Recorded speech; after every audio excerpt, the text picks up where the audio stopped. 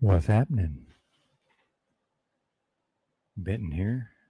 Been at my store through some of my stuff here. This is my hard body armor. I've got some soft armor as well. If you folks are wondering how much of my muscle I've lost, look at this. This was adjusted for whenever I put this up. Probably weighed like 155 at the time. It's crazy, dude. Even at 155, I used to have like my chest, and still had my lats. I got a little bit left, but not much. I got this bullshit ass analog scale from Walmart, and it says I'm like 120. What's up, Rob? Good to see you, brother. No, see, I'm look good because everybody tells me I look good. Dominic, and thank you, by the way. I appreciate that. I appreciate that. And that's just my skin looks good because I've got a really good liver. And the general public is in such a sad state of health, right? And this is, by the way, an entire year of no sodas, not one soda, not one candy bar, no alcohol, no processed foods of any kind, right? Not necessarily by choice, by the way. No bread, no grains. The only starch I've had is sweet potato. But yeah, I wouldn't mind getting into this health stuff. How is everybody? I caught the yurt fellow there.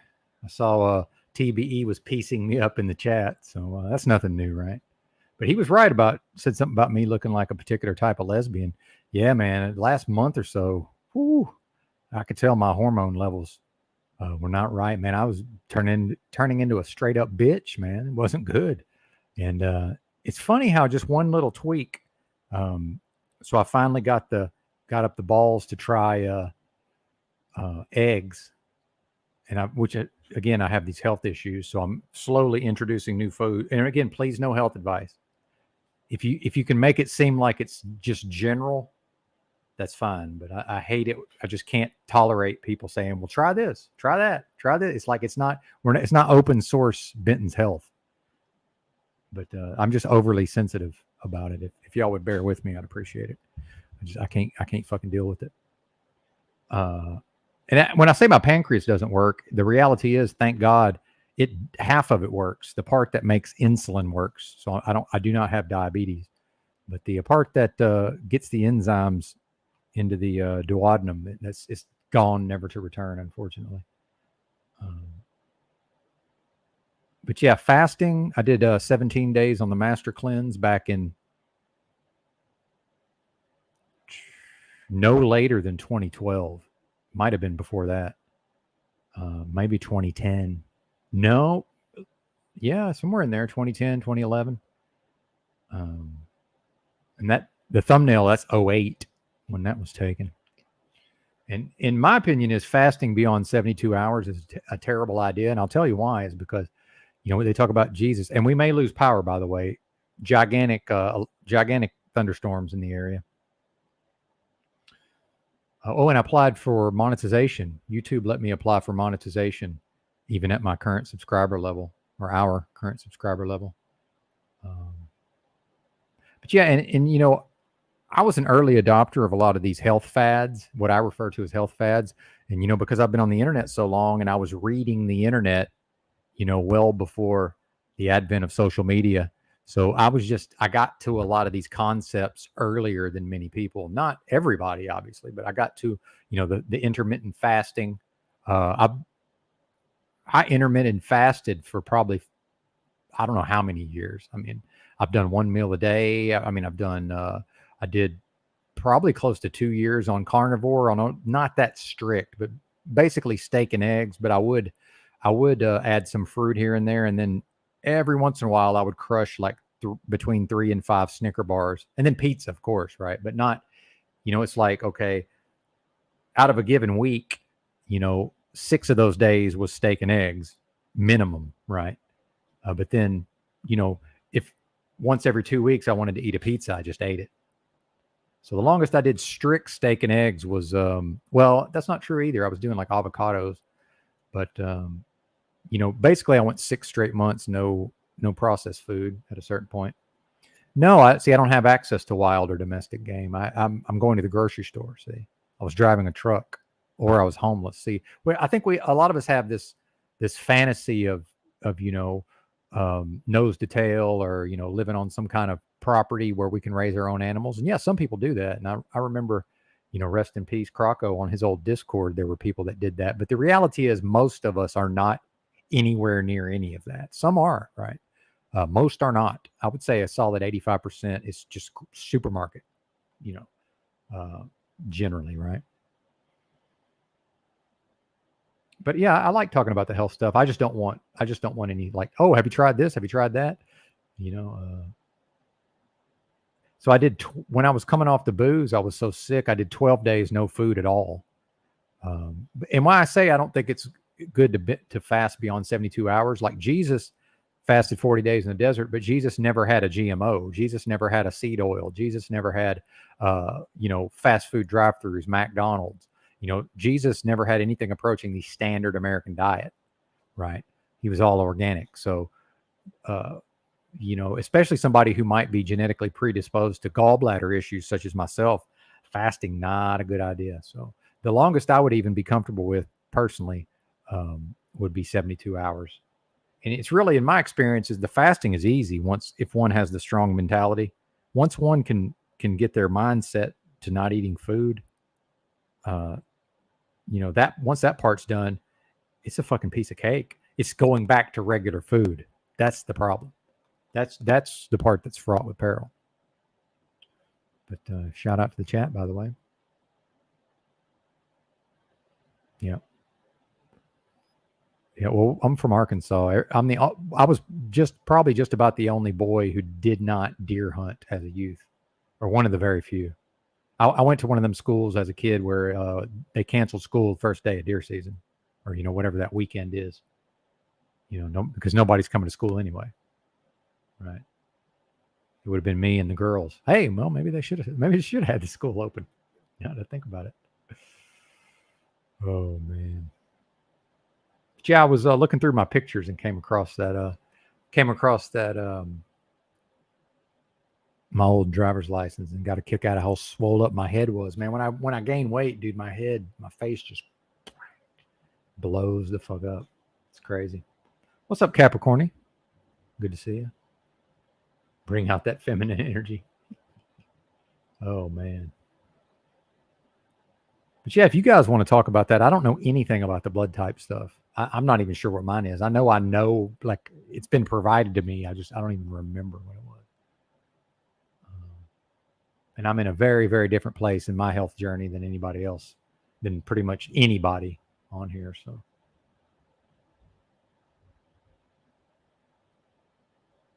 yeah, if anybody's got any topics, I had some things to do this morning, and I was listening to Yurt, and I caught the first part of Z's show. What's up, Yellow Cake Maker? Good to see you. I want to get a new mic soon, though. I like this mic for what it is, but I really need a better microphone.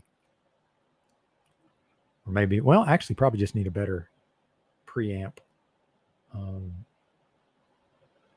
So yeah, we applied for monetization. I don't know how long that's going to take. Well, AdSense also applied for an AdSense account. I thought we might talk about some supplements also. I've tried so many supplements. I'm a walking supplement review at this time. I've taken so many different things. Yurt brought up Alex Jones and Bill Hicks. Maybe the possibility that that's the same person. And oh, okay. Is Z on right now? Yeah, that's a good idea. You know what? Thank you for reminding me. See, I've gotten so scatterbrained, R-Pole. I've gotten so scatterbrained that I actually had planned on doing that anyway. And I just spaced it. Might have already wrapped up, but let's see. Where's he at? There he is. He's done. I think he's done. Yeah, he just finished. But just go ahead. I'll play the replay of the last 5. Did something happen? Did something go down? Hey, bong hits Gary Baxter. And Baxter, just for the record, I haven't When I went back to work, it did not work out recently. I only worked for that company for 3 weeks. So I haven't been, and then I took a road trip in my car just for whatever I was going through. Driving seems to help. I will R-pole. I got you, brother. We'll get to it. It's going to be a slow burn. It's going to be a slow burn. Broken Hoe convention. All right. Yeah. Well, and Rob knows, as Rob may well know, I probably shouldn't speak for Rob, but arguably one of my talents is playing back some of these live streams and then just pausing it and just picking all of the ideas to shreds. Although not the flat earth stuff. I'm just not into that. It's not that interesting to me. Oh, it's epic. Holy shit. Okay. Well, damn, I should have went over there and promoted this. But I kind of like having 15, 16, 17 in the house. But we'll probably hit 30 here soon. See how it goes. Yeah, and I'm familiar with some of this stuff, Dominic, being well read. And I've been reading the internet since 1994, and that's not an exaggeration. And just whatever I was into researching at the time, I've been on the internet since 94, and I've been knowing how to search the internet since 1994. Although lately, I'm a little out of the loop on like the most effective ways to search the internet. But just historically, I've put a whole lot of information in this noggin. So most of the things that get brought up, I'm at least somewhat familiar with. Okay. All right, let's do it. A time code would be nice if anybody has one. Otherwise, we'll just jump in. We're jumping 10 minutes from the end. Yeah, and this is something I was talking about on Yurt's poll. It's like a lot of truthers I've noticed are very suspicious. That they don't like to hit the like for whatever reason. So my thing is, I would rather just keep it like it is because my thumbs up is very high on almost all my live streams. So we're good where I'm at. Because I don't want to remind somebody to maybe hit that thumbs down, but I appreciate the help. Yeah, many receive and perceive info, scholarly, other intuitive. Well, see, I'm both. I'm very intuitive, but also, for some reason, I have an inborn ability to read and remember. And in fact, I effectively had a photographic memory as a young person. All right, 10 minutes from the end. Here we go. They're clamoring for it. So let's give the people what they want. Lord knows I can run my yap. So give me just a second here.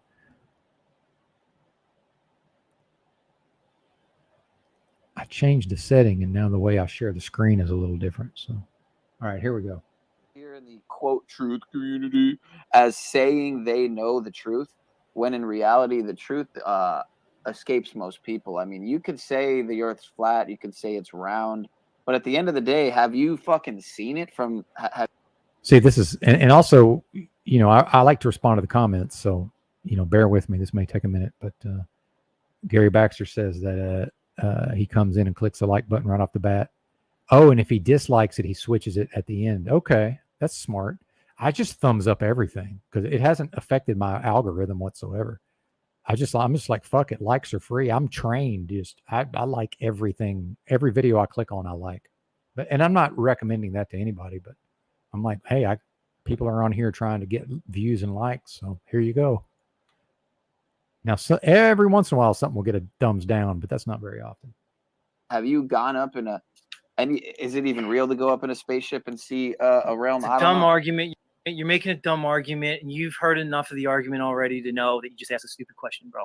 You know better. I guess my thing is... well, and if we're doing flat Earth, just be aware, I don't know a lot about I've never really studied it intensely. I've just kind of passively taken in info over time enough to where I'm like, okay, it's clearly not a fucking sphere hurtling through space, rotating the way it says, and the moon and the fucking reflecting the light of the sun and all that nonsense.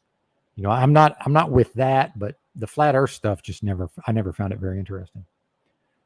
Maybe because I was listening to the song Flat Earth Society by Bad Religion back in the very early 90s. I guess that's what got me caught up on the numbers. Is they're demonstrable there, and you could say, yeah, there's demonstrable links you can make to point to a flat Earth too, but there's demonstrable links you can make to point to a crater Earth or around a globe Earth or a fucking skull Earth. Shout out to London or whatever, man. So it's like, who's to say that all possibilities are true and possible? That there's a globe Earth, there's a flat Earth, there's a crater Earth. All things are possible depending on what day and fucking month it is. Piniel, when are you ever going to see that as Paul Enslaved calls everybody loser failures, that he's the ultimate loser failure? Are you ever going to see that, or just am I just talking to the wind? What? Ask the question one more time. I'm sorry. Oh, you want me to ask my loaded question again? I didn't realize that was my avatar. Damn. Gotcha.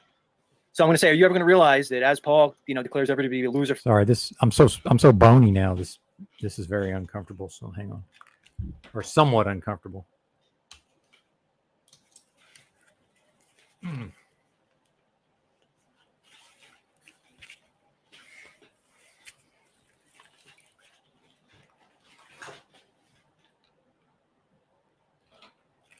Oh, and I didn't know to expect it, but I just got what felt like a pretty good chiropractic adjustment right then. Pretty cool. Z chose violence. Failure with no results. Wow. That he's actually the loser failure with no results, just projecting on everybody. You're gonna ever, wake up to that, or what are results? I mean, do you, because like I don't know. like, Paul seems to know what I'll tell you what the results seem to be. Whatever Paul says they are. Whatever he's doing, they're the results. So because I'll give you that. Because he proclaims that he's because he proclaims to be in a healthy relationship that's successful. That he has the good results when it comes to the ladies, and he claims that people are supporting him. So he has the good results when it comes to be online. So I'm just wondering, if you see that.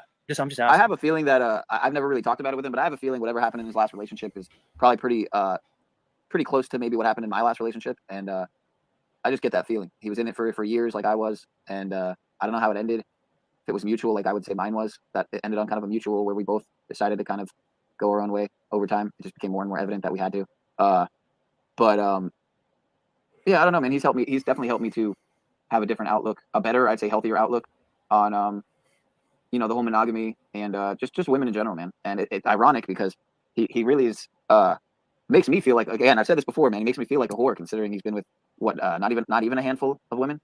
So to me, it's like again, for several years that hasn't been the case for me. I mean, for several years I've been I'd say too much on my good behavior, but that's part of my just being hermited and just after 2020 especially, man, I'm just scared of everybody in a sense, with all these synthetic people walking around. Shout out to fucking Land of the Blind, dude. Check out his stuff. But shout out to Land of the Blind. Yeah, I mean, these flesh suits scare the shit out of me, man. I don't want to be infected by someone's black goo or something. I've had some very weird dreams that make me just want to, I mean, I honestly think I was with somebody, some chick who was anyway, I don't talk about it. I don't want to manifest anything, but yeah, dude, the world just scares me. What people are willing to do to themselves and the way people are willing to modify themselves. I don't even think people know what's going on. So, I mean, I know people don't know what's going on. You out of here, Dominic? What's going on, man? You got to run? What happened? I'm not humoring that. Like, I'm not agreeing with this. It's part of my autism. Now I just assume I've done something wrong and people are leaving. But otherwise, they wouldn't have gotten what they got. Or maybe not the autism, just who I am. But yeah, have a good day. I really hope a lot of the stuff that we heard about it in the so-called, whatever, the truth reverse was bullshit. I really do, because if it's true, then. Oh, I got you, brother. I got you. Just check back in a little while. Yeah. Again, it takes a little while to get things going, man. The first however many minutes. And now when I have a good rant in me, then I do but if you just hang in there with me. But again, if today's show ain't for you, I totally understand. I do the same thing. So, right. I get it.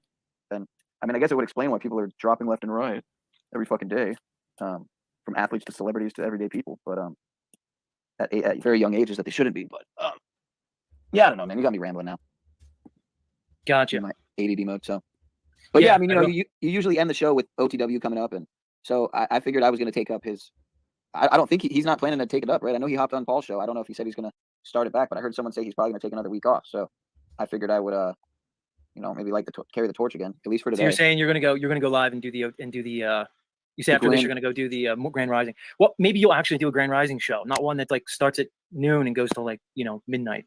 What's up, Spider Guts? It's funny because I was actually planning to maybe take a little power nap before. Music holds a secret. Maybe OTW is just kind of taking some time. It's the middle of summer, dude. Dude, on TV, on TV they don't even do they take the summers off. There's not even new shows on, especially back in the day, dude. You would just see reruns because people are out doing stuff. Right. It's not easy just fucking doing a show every fucking day. Look, I don't blame him, dude, Is OTW culted up in the unslaved cult too, or do you think he's going to flip at some point? That's a good question. I mean, I don't see it as I don't see.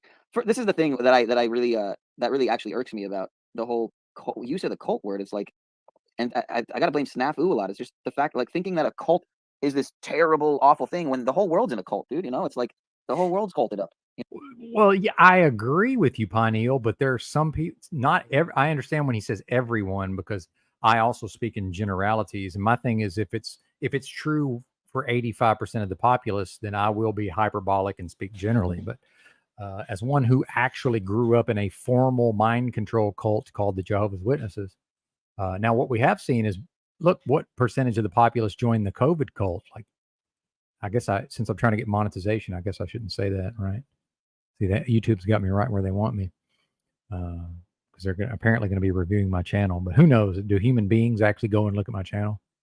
I don't know. Yeah, I heard Z Trash Paul, and if Dominic is around, or he said he was going to mute for a little while, but if Dominic ever hears this, the thing about these not even panels, the thing about these live streams, and the affiliations between these little niche groups in something we might refer to as a so-called truth community. There's part of having a channel and getting to this level of subscribers and 24 live viewers, at 8:48 in the morning Central, while, who even knows what else is going on, but, it gets way worse. Okay. We're going to cover it. I'm trying to do my thing where I just sort of try to please everybody all simultaneously, which means probably nobody's going to get what they need. Right. Well, and I was never a Jehovah's Witness, Dominic, for the record. I was raised in the religion. I never joined. I never consented. Nobody ever asked my opinion, and I got away from it as soon as I could. But it gives me a unique perspective into mind control and actual cults. Yeah. Well, see, and let's talk about this, because we got all day, until Mr. Unslave goes live. We've got all day until we can do whatever we want. And that's one of my favorite things about this stream. It's 8:50 in the morning. Now, I've said this before. If I want to overlap into Paul's show, I will. But we seem to have sort of worked out a good rhythm of me wrapping up right about the time he's going live, and I would like to keep that going. And then, every so often he cruises by here and always makes it a better show, right? So I like those teamwork aspects.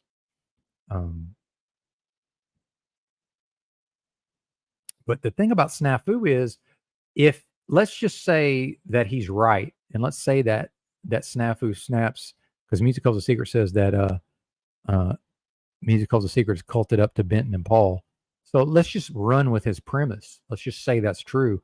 So let's look at it from Snafu's perspective. Okay.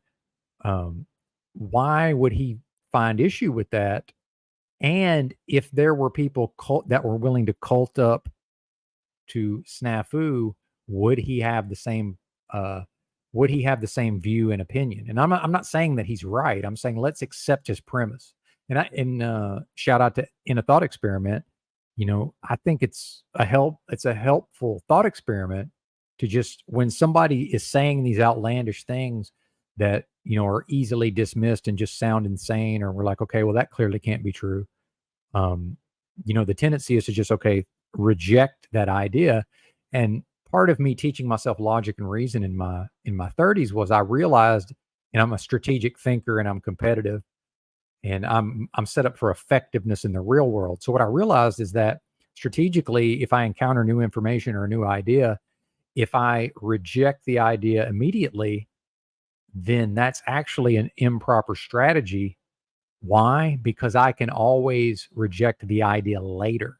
So and I'm a human. Believe me, I also have a reflex where I want to just, immediately dismiss a lot of ideas, almost as if a fear, like, okay, if I spend too much time without this idea, it's going to become a part of me, right? It seems that way, but in reality, I don't believe it works that way. It certainly hasn't in my experience. So I realized part of my growth, years ago, was my willingness, and this is open-mindedness, by the way. We're describing open-mindedness in a way, at least. So I would be willing to spend some time with the idea, because it's not going to become a part of me, right? Most likely, if I'm remaining vigilant and if I'm handling my affairs properly.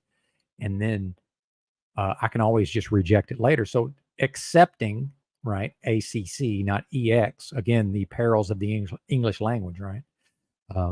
Let's just take his premise and run with it. So would he be this way if there were intelligent, thoughtful, reliable people willing to cult up to him. See, I don't think he would. I think he would sign up for it. And I think also there's been times now Snafu does this thing where and again, I'm using his terminology. I'm not saying that this is what he's doing. He cults up with Paul, and I believe it's an emotional thing. So at times, Snafu is right there in lockstep with Paul. But then there's other times when Snafu is providing this power, not powerful, but strong opposition, unrelenting, relentless. Snafu is relentless. He's providing this relentless opposition. Okay. So maybe in his mind, he's got some kind of schism where maybe that keeps him from believing that he's culted up with Paul. But Snafu's culted up with Paul based on, that use of the terminology. It's just he's not full-time culted. He's part-time culted. Okay. So if somebody like, not me, but if somebody's full-time culted up, is that really horrible? And then Snafu's part-time culted up, and that's just somehow okay. Meanwhile, if you observe Snafu, whatever he does, no matter what it is, he behaves as if it's just 100% righteous, above reproach, and cannot be called into question. And if somebody calls it into question, it just doesn't penetrate, right? Which again is a schizophrenic type of thinking, in my view. I mean, it really is. Snafu has many schizophrenic patterns, in my opinion, in my lay, non-professional opinion, right? Snafu can't sleep at night unless he fucks with someone. It's a minute. Well, yeah, certainly well, of course. Yeah, absolutely. And possible daddy. Well, that's another thing Gary Baxter is. And I'm just going to go ahead and assume that Mr. Baxter grew up in a home with a father. I'm just assuming, as did I. And,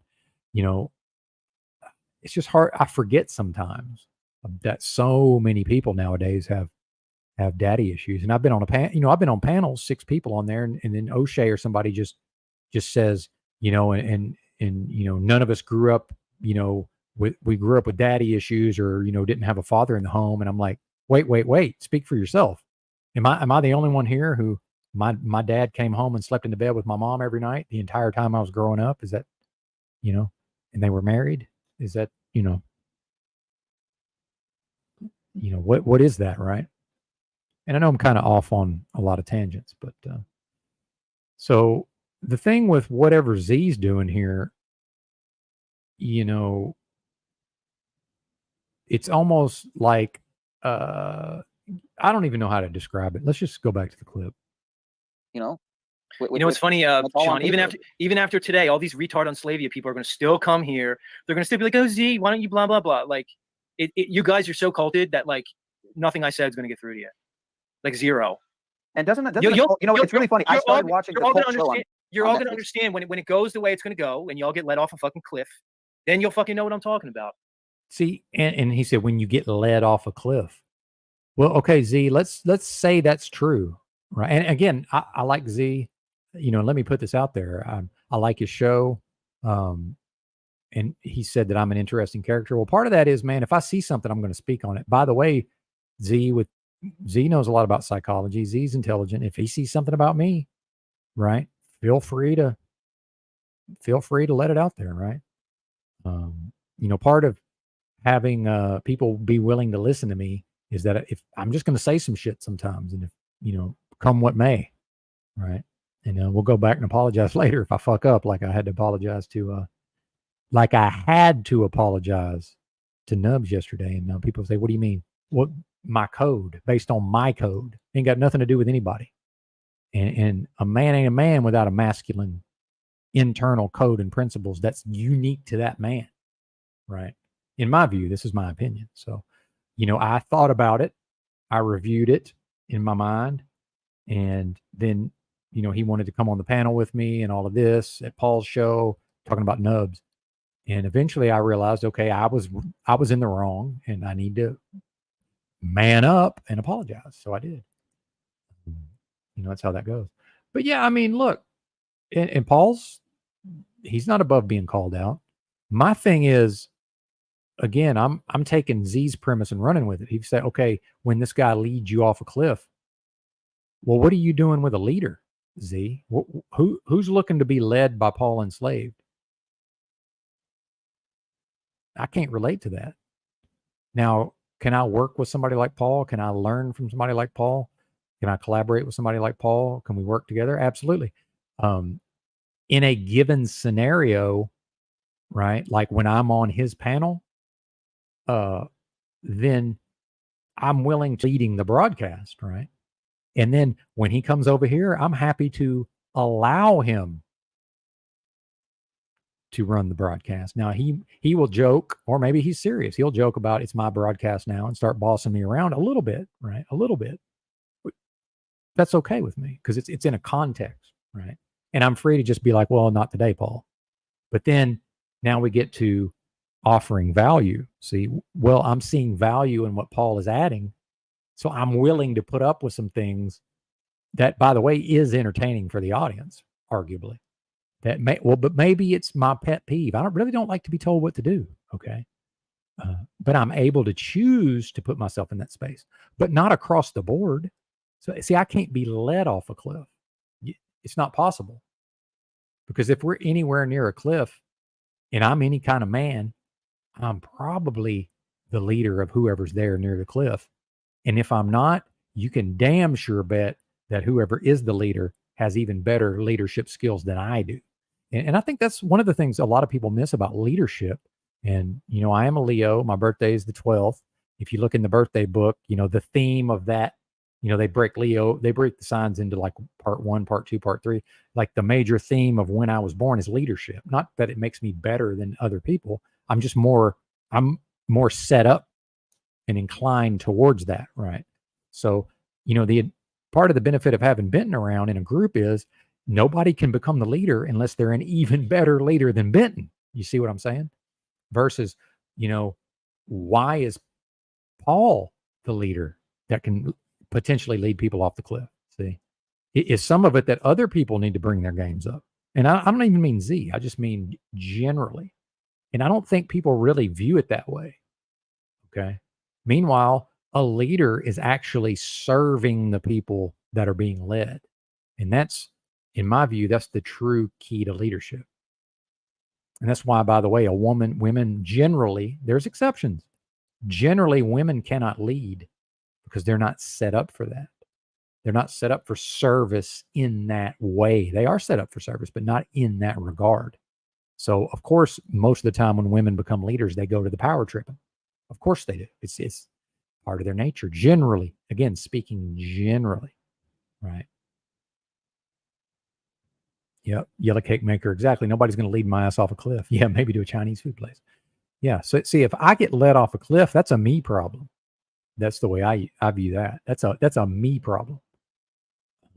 And I grew up with peer pressure, and it was not effective on me because I'm not going to allow somebody to pressure me into doing something that I don't think is a good idea. So I don't happen to think that marching off a cliff is a good idea. So even if the person has shown good leadership, well, at the point at which they try to lead me off of a cliff, by the way, doesn't that imply that Paul is the first one over the cliff? Wouldn't I see that he's gone over the precipice, and then wouldn't I stop? Like, well, what? And I understand some of this is hyperbole and just sort of, again, I'm picking apart things that are being spoken, in the moment. So I want to hesitate to be overly critical. And again, none of this is anything personal. It's just me. I'm critiquing what I'm hearing. Right. Get out of here, Peniel. Loving it. Let me talk to Paul directly, Mr. Oh, wow. Paul Laporta, Paul Enslaved. Let me talk to you directly, Paul. I'm going to give you what you want. So we can look at each other. We can gaze into each other's eyes and really, get an understanding of each other. Do you see me looking at you, Paul? Is this what you missed? This up close and personal, these encounters that you long for? Is this what you missed? Am I going to give you what you've been hoping and dreaming for? What are you going to do, Paul, when it all goes bad? What are you going to do? Are you going to stick to your fucking bullshit narrative. See, I'm not presenting a narrative here. I'm doing a show. And I present myself. But I'm asking you, what are you going to do when it all goes bad? I see Brian O'Shea trying to beat you. His ass is going to be locked up and fucking shortly, it seems like. Keep going, Brian. Like you said, being a martyr is not so bad. All right, Brian, are you ready to be a martyr, Mr. O'Shea? You don't look like the martyr type, Mr. O'Shea. What's up, London? You just don't. London. Paulie, what are you going to do when it goes all bad for your acolytes? When the ship goes down, like all these ships do? What are you going to do with all these people? Have you asked yourself that question even? Do you even care?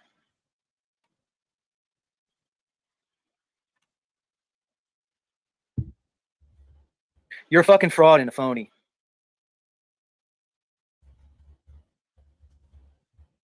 And I only hope to God that people start seeing through it.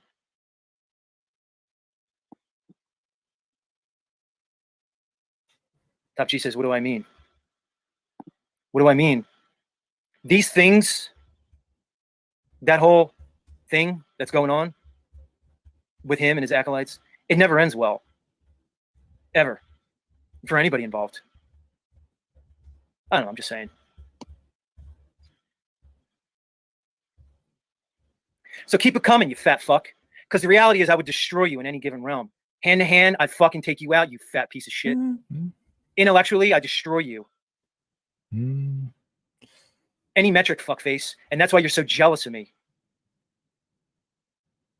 So keep the jealousy coming, bitch. You're only making yourself look bad. Much love, everybody. See you tomorrow. I'm out. Later, Z. Well, and I will say this. You know, I do think it's important for him to get that off his chest. And, you know, that is a bit of drama, right? And it's, you know, I don't know that that's necessarily the end of the story. And, you know, we can harken back to the Yurt fellow going in on Paul. And I actually played a bit of a part in that, although I actually ended up, that was one of my first exposures to Snafu. And I actually was going in on Snafu. But I was in the live chat, you know, providing a lot of good comments during all of that. And, you know, it'd be interesting to see how this comes out. But yeah, he was talking about Paul, Mr. Crumley. It's interesting. You know, I do find it fascinating that I've observed several different characters, metaversal characters, sort of what I call break bad with Paul, right? Yeah, exactly. YouTube. Yeah, very entertaining. Indeed. Yeah, and you know, like I say, humans respond to drama, generally speaking. Yeah, Paul, Max Intense says Paul owns Z. Well, and you know, I don't hold a grudge, man. So for me personally, when I see something that to me seemed a bit out of character, because I was watching live, I might have even been on that panel briefly. I can't recall, but I know that was one of the CBO universe panels where Z famously said that he was wanted to be Paul's beta. I don't want to misquote him, but I heard it live, right? And to me, it sounded a little out of place at the time. Oh yeah, Paul's going to be coming in hot. Yeah, I would imagine. I mean, I can't speak for the man. I'm just guessing, but and see, part of what I do, you know, is trying to be able to sort of navigate all these waters to where most of the time I'm welcome at Z's, to where most of the time I'm welcome at Paul's, right? To where most of the time Z's welcome here, to where most of the time Paul's welcome. You see what I'm saying? I'm trying to navigate these waters.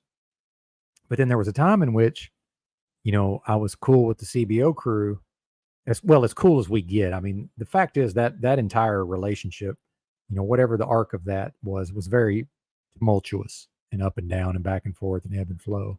There was a lot of infighting and falling outs to some degree. But, you know, I will say this, man. You know, I feel like we're approaching vendetta territory here, where, you know, these are almost starting to sound like wrestling promos. And if you guys know, you know, Drew CBO, you know, some of what he does when he goes on Paul's is just a straight up, it's literally a wrestling promo. Like he's just playing a heel and he's doing a wrestling promo, and I find it very entertaining. But then it's that and more simultaneously, right? Well, I think he's probably supposed to rub you the wrong way, Yellow Cake Maker. She said, Yellow Cake Maker Paul rubs me the wrong way because the way he spoke to me on a panel, even after Tommy said he had no chance and I'm happily married, which is very true, no respect, but I don't hate him. Well, yeah, and that's, in the moment, we feel what we feel, right?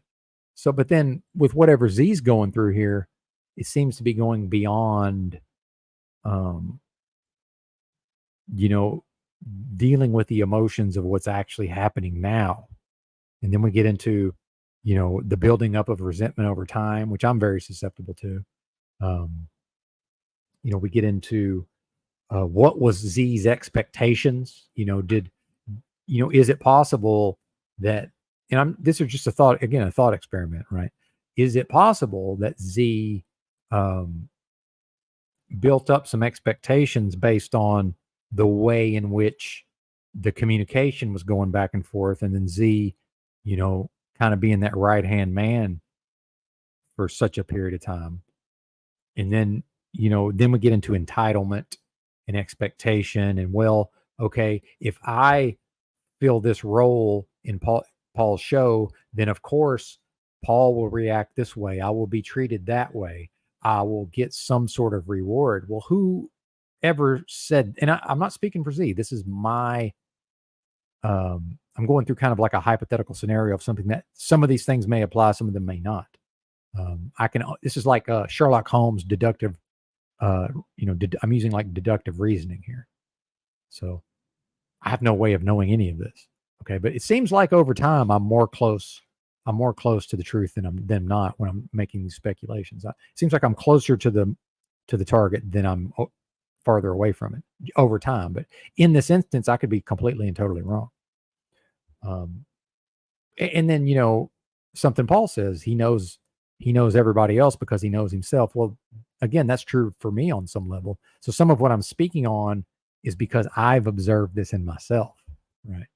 So I would encourage people, not necessarily Z particularly, because I don't, I'm not qualified really to advise him on anything, if you think about it, other than, maybe some things that I've proven to have an actual real world, maybe there's some areas I know more than he does, right? Maybe. But then, so I'm not advising him. But if, I would like for him, it's got nothing to do with me. He could possibly benefit from, maybe he already has, and maybe he would come on here and say, yeah, Benton already did all that. I already sat with it and introspectively examined it and, went off in the woods and went for walks and really contemplated and I viewed it from every angle. And this is the conclusion I've come to. And what would I be able to say? I would say, yes. Okay. I would have nothing to say. So my default position has to be that he has some kind of blind spot that he's not seeing fully, because it's very difficult for any of us to see ourselves fully, like in an extrapolated, like a third person view in a video game, like a literal out of body experience. Because I had one out of body experience. I don't want to get into that story right now, but that's, for me, that's how I experienced it. It was like being in a video game. I'm first person and now I'm third person. Like I can see my character on the fucking map. Right. And I think he'll figure it out if he needs to figure it out. But I'm fascinated by the psychological dynamics, which is why I like to come on and talk to you, speak not to you, with you, why I like to discuss these things with the audience. I find it fascinating, right? So there has to be some sort of emotion in there, I'm assuming, right, that's coming out in this way. But yeah, Paul is obviously not above criticism. But then where does the criticism get us, right? Where do we get to? And see, I've already been through all of this with CBO. Most of the Paul unslaved people have no fucking idea that I did a rant at the very first of the fake pandemic. I did a rant and just happened to record it on my phone. And then I was a big CBO fan. And I just emailed him an MP3 file. The next thing I know, he put it on his website. He published it on his YouTube channel. and a lot of people liked it. And that's actually how I got started with the Nightmare Dystopia podcast. And that's a big part of why I'm here today. And, whatever personality issues, whatever personality conflicts in history has developed, I will never not have some level of loyalty and regard, right? For all of those folks, but realistically, we're just not able to really work together and be metaversal friends anymore, which is fine. Yeah, I like EBT a lot. Yeah, and I got a pretty good idea of who you are, R-Pole, and that's fine. You ain't never done nothing to me, man. So I ain't got a dog in that fight. But I would like to. I'm not going to operate from a space of fear, but I would like to not to bring any fire upon myself, if that makes sense. I'm trying to avoid the crossfire as much as possible. But you know me, brother. If you are who I think you are, I'm going to say it, man. If I see something, I'm going to say it, and that's just how it is. And appreciate you for being here, by the way. But yeah, EBT, yeah, certainly. Well, and I don't want to get too much into that right now. We'll have time to follow. We'll have time to get into that, Mr. Pohl, if you don't mind. What's up, DD214? Don't want to poke the bear? Well, it's never a good idea, but the thing about poking a bear is, like, some people, they can't help but poke the bear. I'm not one of those people. I will if I really feel like it's if I do, I'll have a damn good reason. If I poke the bear, I'll have a damn good reason. Yeah, we'll get there, man. We got to cover this drama. We're on the clickbait, Dominic. It's going to sound like I'm lecturing, but I'm not. Like, this is nothing against you. This is just how I talk. But this is just built in. It's baked into the cake, man. Like, it is. It is what it is. Part of getting to this point in whatever this channel is that I have, I've almost always yielded to these dynamics, right? On some level, I pretty much have to give the people what they want. At least at this time, now if the day ever comes when Benton's live at the same time every day and it's 150 in the live like Paul, that'll be a different story. Okay. For right here, right now, the platform and just the community and the dynamics, it out of necessity, I must cover this material. I'm the one who's live when it just broke, right? As I have a responsibility. I know it seems ridiculous, but that's part of the reason I'm halfway good at this, Dominic. If somebody thinks I'm halfway good at this is part of it. I got a lot of regard for EBT, but he's hazed me very strongly over time, which I'm not a huge fan of. But I grew up with a lot of hazing, so I can handle it. But although I've certainly spurged out and spun out and spiraled out many, many times. So when you hear me say that I can handle it, it's like, well, yeah, but I can handle it if by handling it you mean spurging and spiraling at times. But yeah. No, but see, now, Dominic, it's almost like you're trying to host a show, right? Yeah, I know that, brother. Like, I'm not trying to get shitty with you, but yeah, I understand that I can go in any direction I want. The direction I want to go is to where maybe if I end up being effectively bedridden, I can still do live streams and make some kind of income, because I'm looking to the future. Don Juan DeMarco, my apologies, sir. That wasn't, you got caught in some crossfire. I banned you. I should not have. I reversed it as soon as I realized what was going on. So thank you for being here. Yeah. Okay. It was an accident. But yeah, no, you're good, Dominic. I'm just mainly, I understand. I know what you're telling me. I already know. So, and one of these days we will, we might just, I don't know if you ever come up on panels, Dominic. We might let you co-host the show. We might let you pick a topic ahead of time and present, like, for the people who've been to this channel, for the majority of the broadcast, we go in many different directions. And I often don't know ahead of time which direction the thing's going to go. What's up, O'Shea? We're covering Z going in on Paul just now on the end of the Zetetic Warrior show. Z's numbers are dropping. I don't know, man. And Z's going through something, man. You can tell. And here's the thing for me is, and again, I know I'm all over the place, but, my thing is, I need to provide whatever level of support. I don't even really mean emotional. I mean, because I'm not set up for emotional support, generally speaking. I need to be able to provide whatever kind of backing and support I can to Z if I'm going to be cool with him and cool with the show. Same thing with Yurt, right? I think it's important. Okay. And then if at the end of the day, it ends up like it ended up with me and Drew, that's just what happened. See? And same thing with Paul, because Drew, that last time I talked to Drew on the live stream, that was his thing, was like, he's basically saying what you're doing, what me and you are doing here, you're going to end up doing that with Paul. He might be right. I don't know. I don't have perfect knowledge, but if that's what happens, that's what happens. And I think I would challenge Z. This is where I would challenge Z is the ability to separate one's, and this is something for poker, by the way. O'Shea's probably read this book. There's a book like The Tao of Poker, and there's another one like Zen and the Art of Poker, and they talk a lot about being able to be detached from the potential outcomes, right?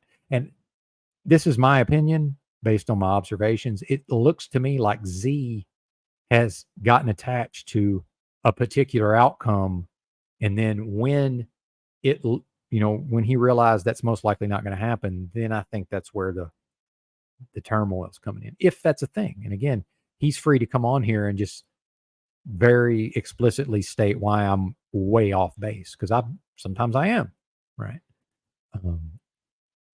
Well, and see, Yellow Cake Maker, and this is why I like having some ladies around. See, Yellow Cake Maker, this sums it up without, I don't think she realizes it. She says, but this is the crux of the situation. And as a man, it's hard for me to see that sometimes because I'm so enmeshed in being a man at times.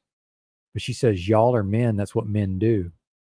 Well, not really.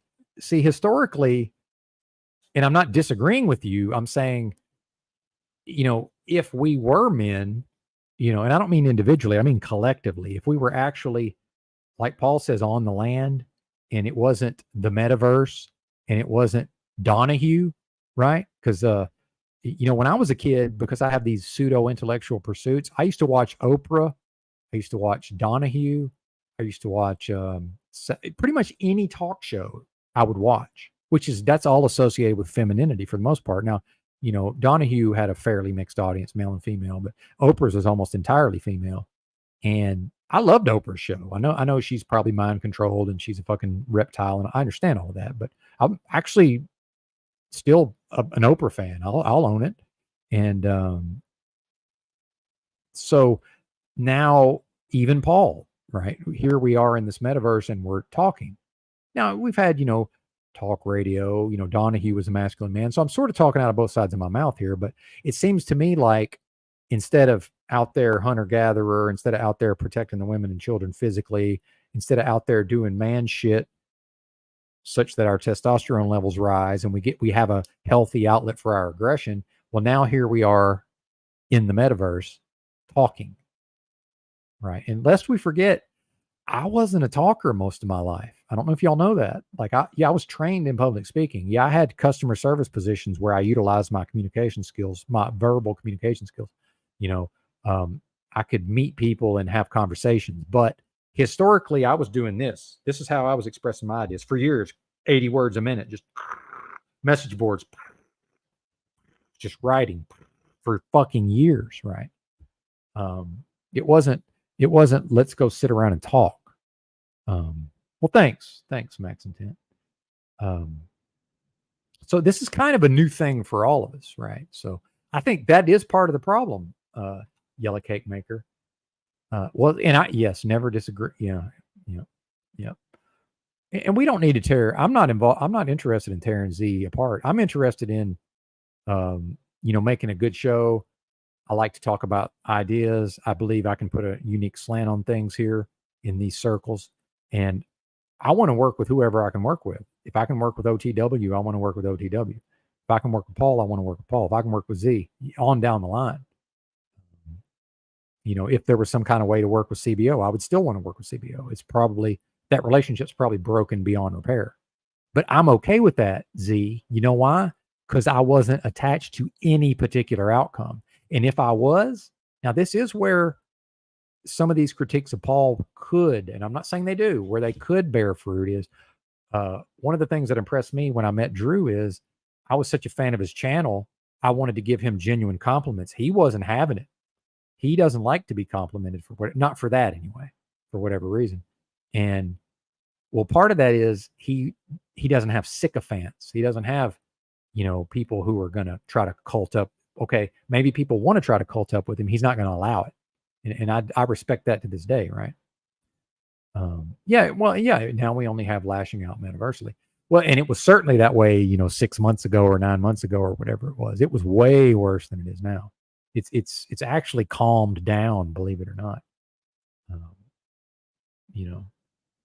Yeah, well, yeah, that's the thing. People fall out over time. Yeah, of course.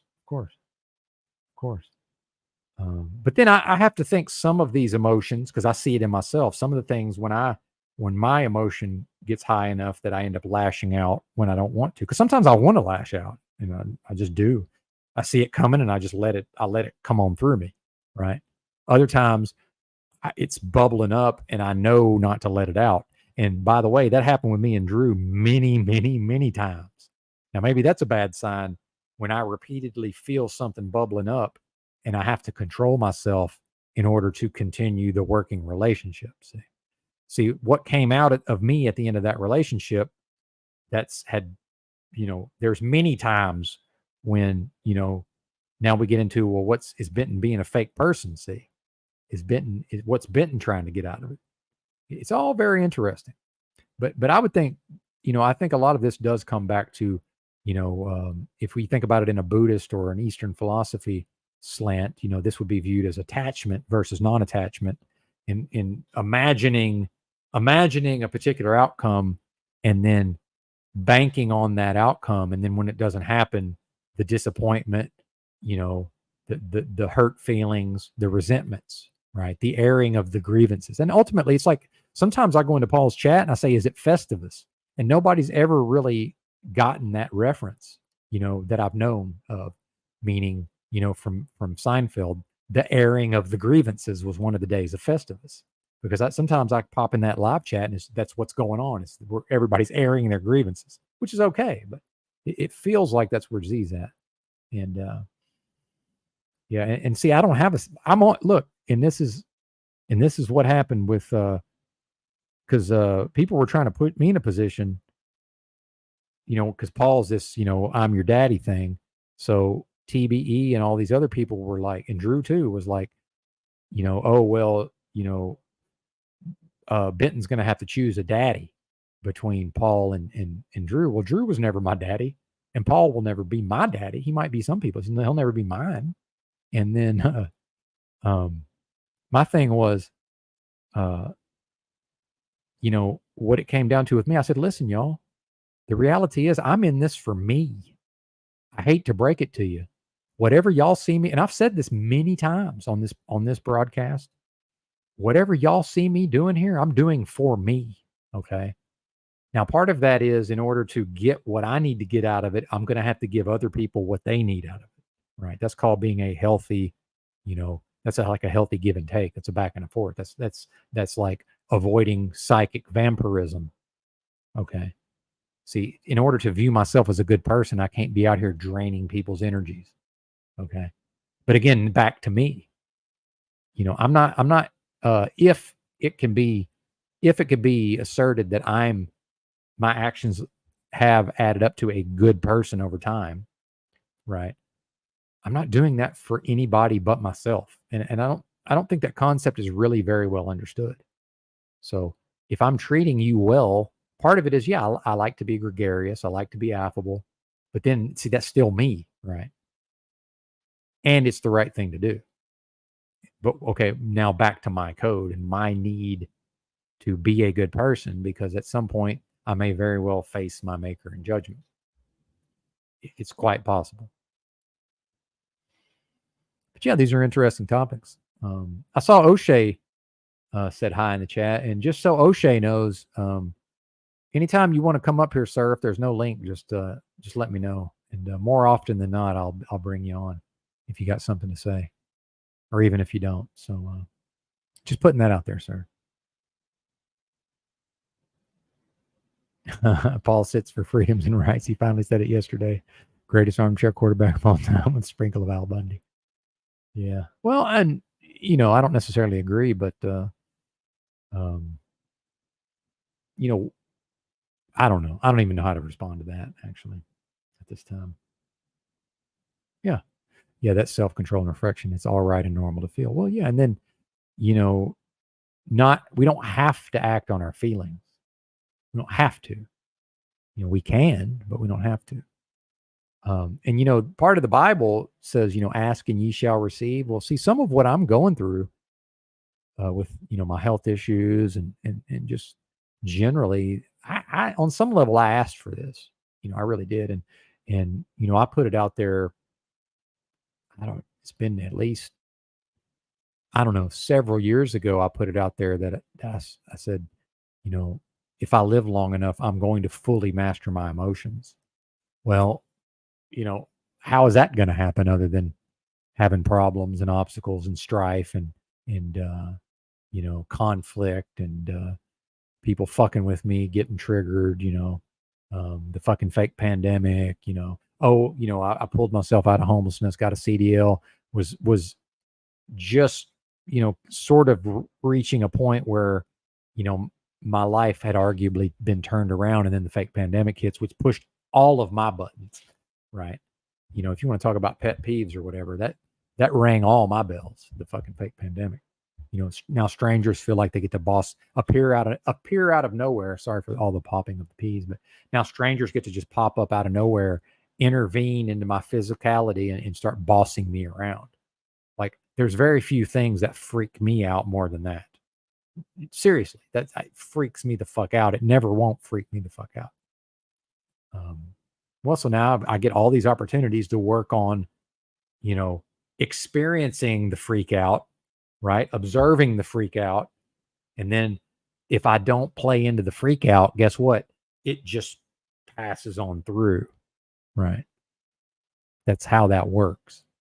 But any little bit of energy I feed into that freak out, it just intensifies and sticks around, right? Okay, here it comes, here it is, there it goes. That's what needs to happen. And I'm just sitting there watching it, you know, like a fucking storm passing, right? In my best moments. In my worst moments, it's I'm yelling at Timmy and London Man, right? And then and I got to go back and apologize. Fuck. And yeah, I'm able to admit when I'm wrong, but you know, I don't like I want to apologize to people. I'd rather conduct myself in such a way where I never have to apologize to anybody ever again. Yeah. What's up, Lou? Yeah, I'm freaking out. I'm freaking out. Serenity Now. Yeah, that Talcott's Praise God. I think that's Serenity Now from Seinfeld.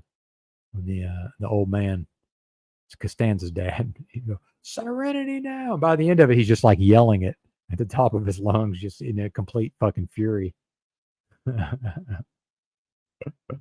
Yeah, I never experienced the Owen Benjamin stuff, although I did used to watch some of his clips here and there when he was actually still on YouTube, right? I think that's where I saw him. Every once in a while, he had some good shit, but I never was like a fan.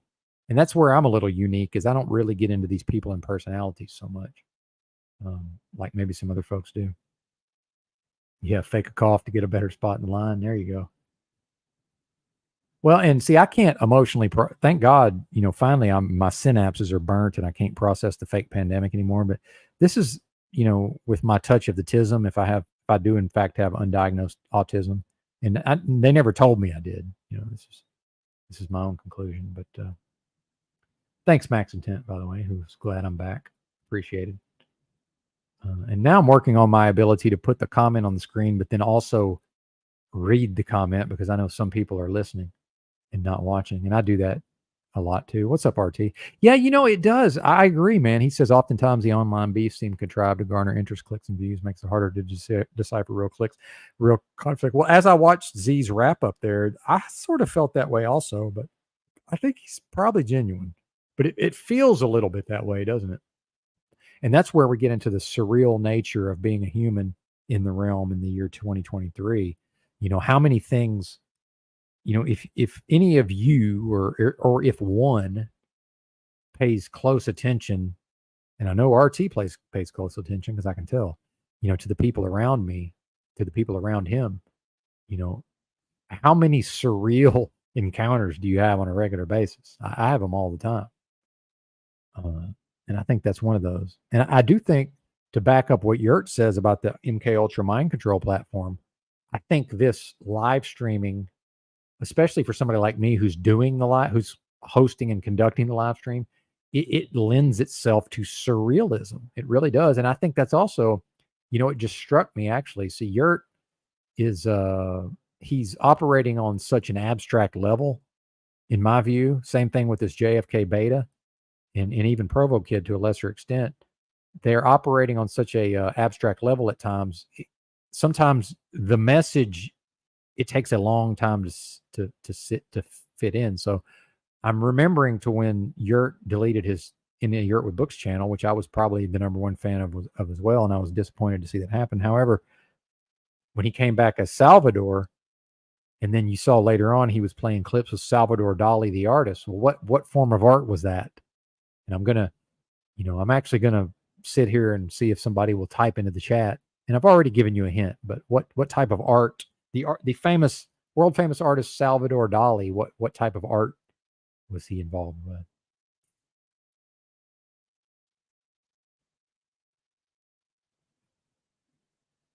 Now we'll see my patience. Now, and then also I'm triggering the oppositional defiance of the audience. I've asked for something specifically, and most of them are, even if they know that's not true intent, but intent gave it a shot. No, surrealism intent, surrealism.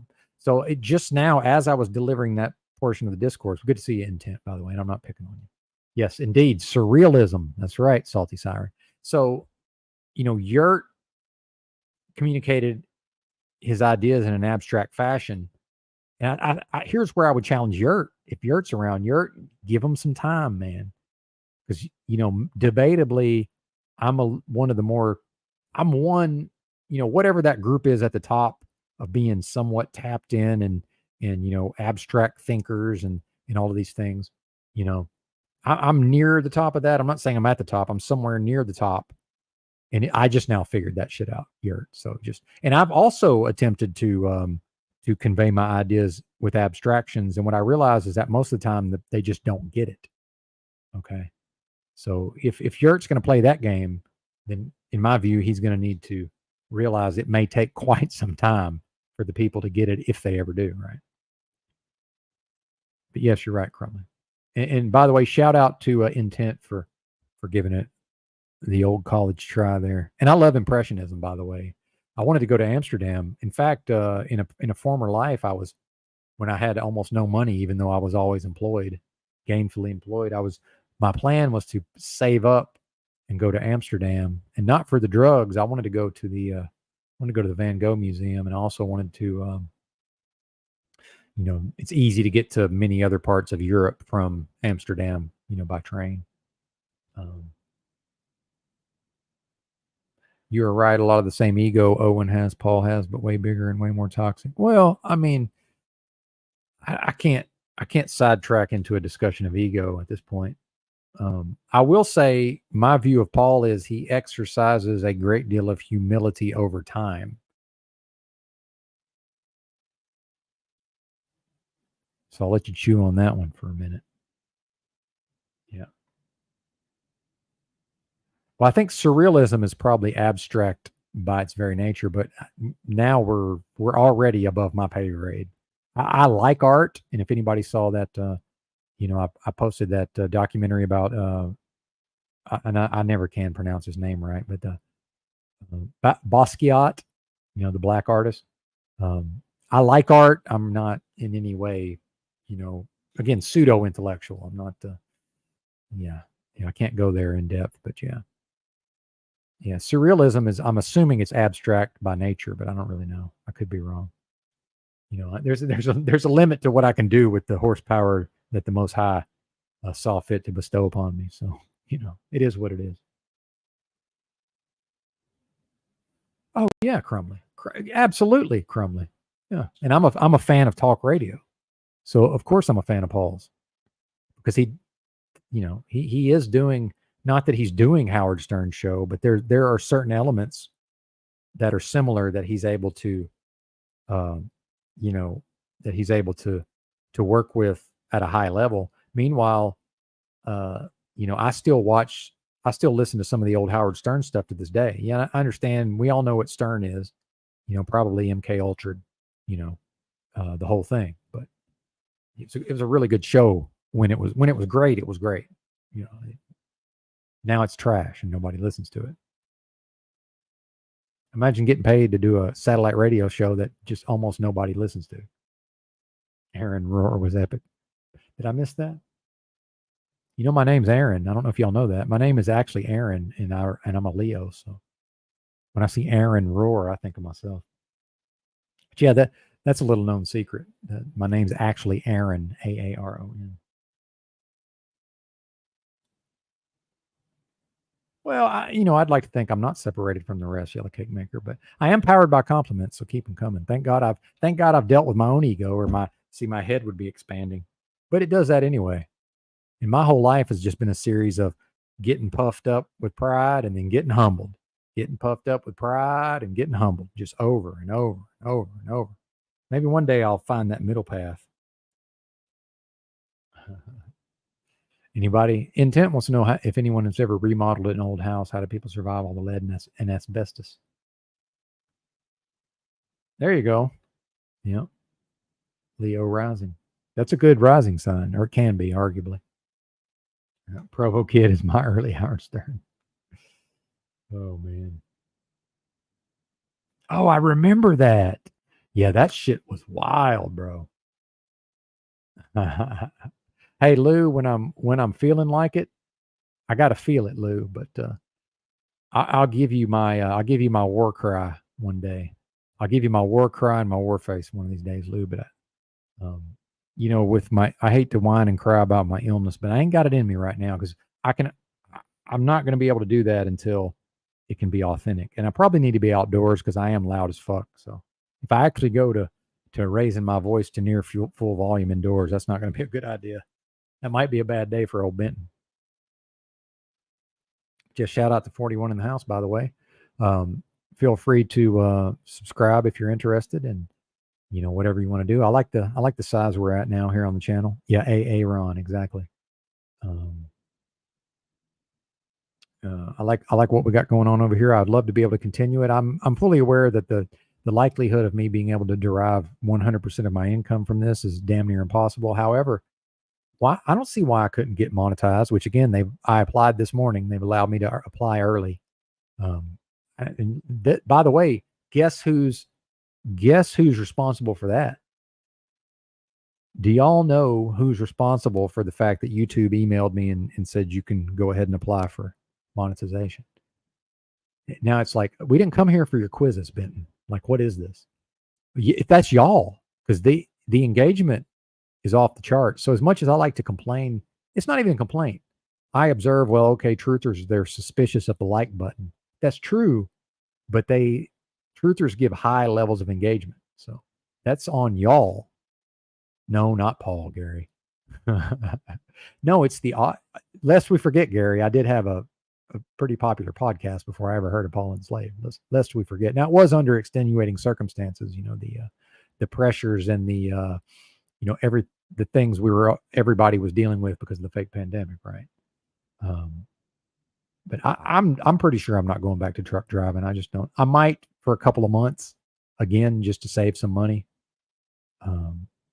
But I think I'm done with truck driving. It's just the industry's shitty. The kind of companies that I need to work for that suit my personality, they want me to drive between 3,000 and 3,500 miles a week.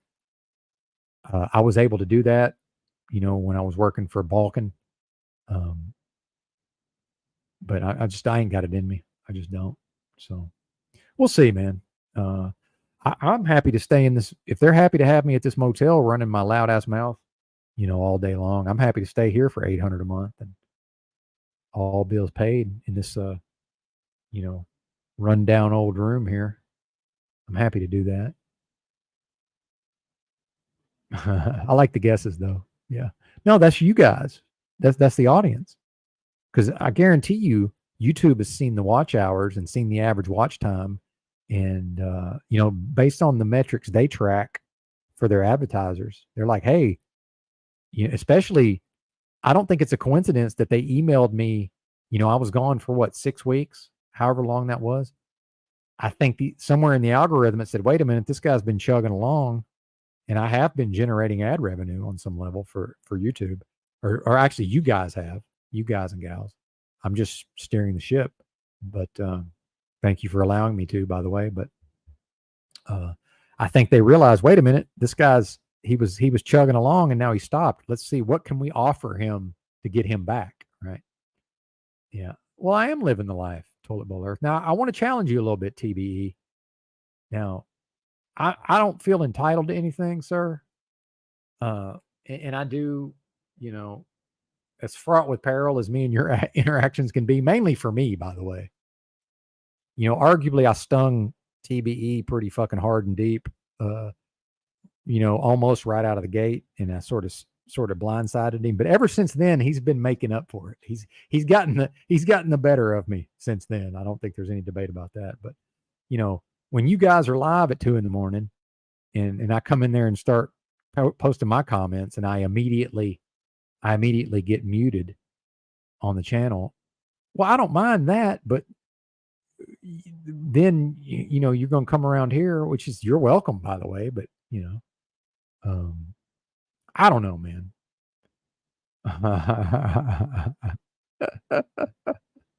Well, see, you're capping now, TBE, but we're not going to make this about you right now. So it's all good, man. I'm merely pointing out that I was a little surprised to be muted in your chat the other day. I'm just surprised. That's all. So now I'm thinking, and I'm not set up for revenge or retribution. So, I'm not feeling like, okay. And I've blocked him here before. It's not like I've never done it to him. I just think it's interesting.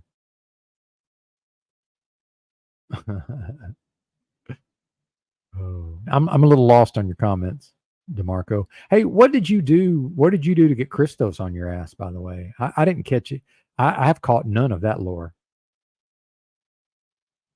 Well, see, that's one way to view it, and that may very well be what happened. I don't know. I'm over it, TBE. I'm over it personally. But, that might make for an interesting show if you wanted to. If me and you wanted to, if you're not interested, that's completely fine. I would want to do it more for the audience. I'm good personally, and I know I'm assuming you're good as well. But I think it would be interesting to just sort of go through and just kind of try to hash all that out. And I do have a little bit better control of myself, so I could probably actually converse with you without spiraling, spurging, and fucking yelling so loud that my organs start to hurt, right? And having to go no, so I can't hear you. Oh man. And anyway, I'm gonna resist the urge to turn the show over to TB at this time. It's good to see you, sir, and it's hard for me to say that without meaning it. So take it for what it's worth. It is good to see you.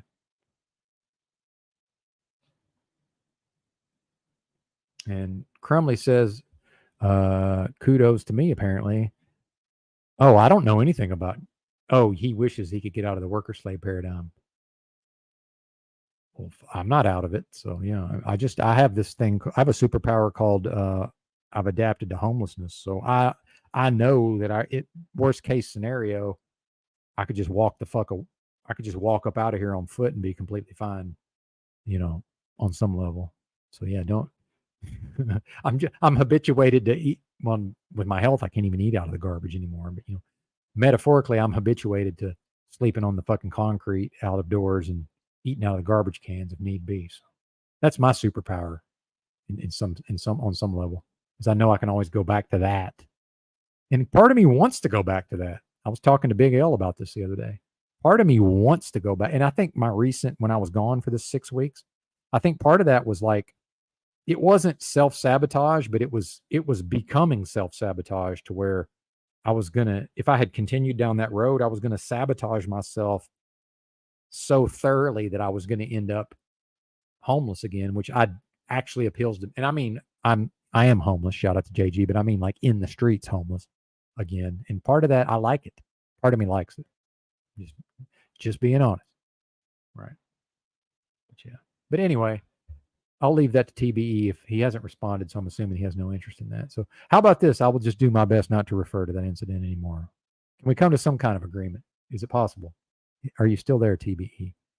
And I may forget, or my feelings may get the better of me. So with your agreement, sir, I say, what, we don't put it past us at the level of now we're buddies, and because that's probably never going to happen, but I'm assuming. But however, with your cooperation and consent, if we could just not bring that up. And I don't mean for my sake, because I don't really care if the people are seeing that I'm saying, and you're typing what you're typing.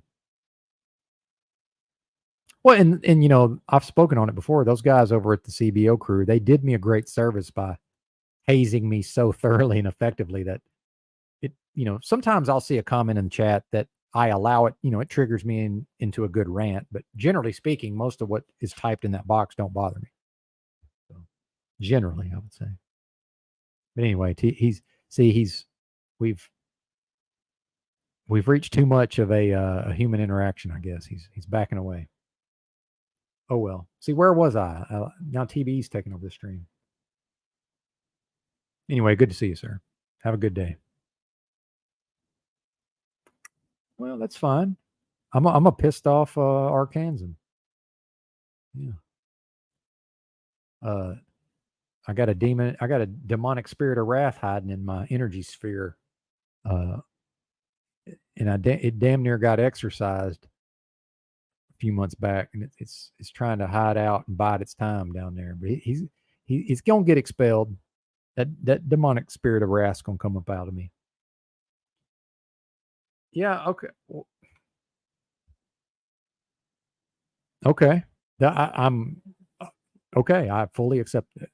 TBE says he's never had a problem with me. What comes to my doorstep, an error, I return. Okay. That's yeah.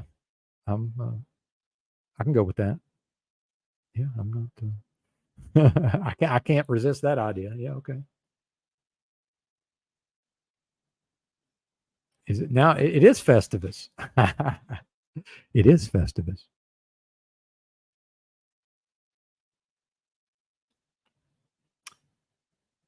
Yeah, Crumley. I know what you meant. I know what you meant. I sort of took it off in my own direction there. And by the way, that's part of, when people are like, "Oh, thanks for hosting," blah blah blah. Well, part of that is I get to take some liberties, and that's one of them. I get to intentionally take part of your comment out of context for my own purposes. Right. He says, "I wish I could get out of the worker-slave paradigm I am in and do something I enjoy, where I determine work hours, days, frequency." Yeah. Well, I mean, you can though, right? I mean, that is within the realm of possibility. And when the full doomer, when you got the full doomer trying to send the positive vibes, but yeah, you can, right? Isn't that accomplishable? Maybe not today. So then we get into, how much do you really value that, and what are you willing to do in order to achieve it? Okay. Because some of the things I valued, part of what I ended up doing to achieve them was living in the street with nothing, right, for an extended period of time. That says something about me that was, for me, that was the most effective way to accomplish some of my goals. Well, that says a little bit about old Benton.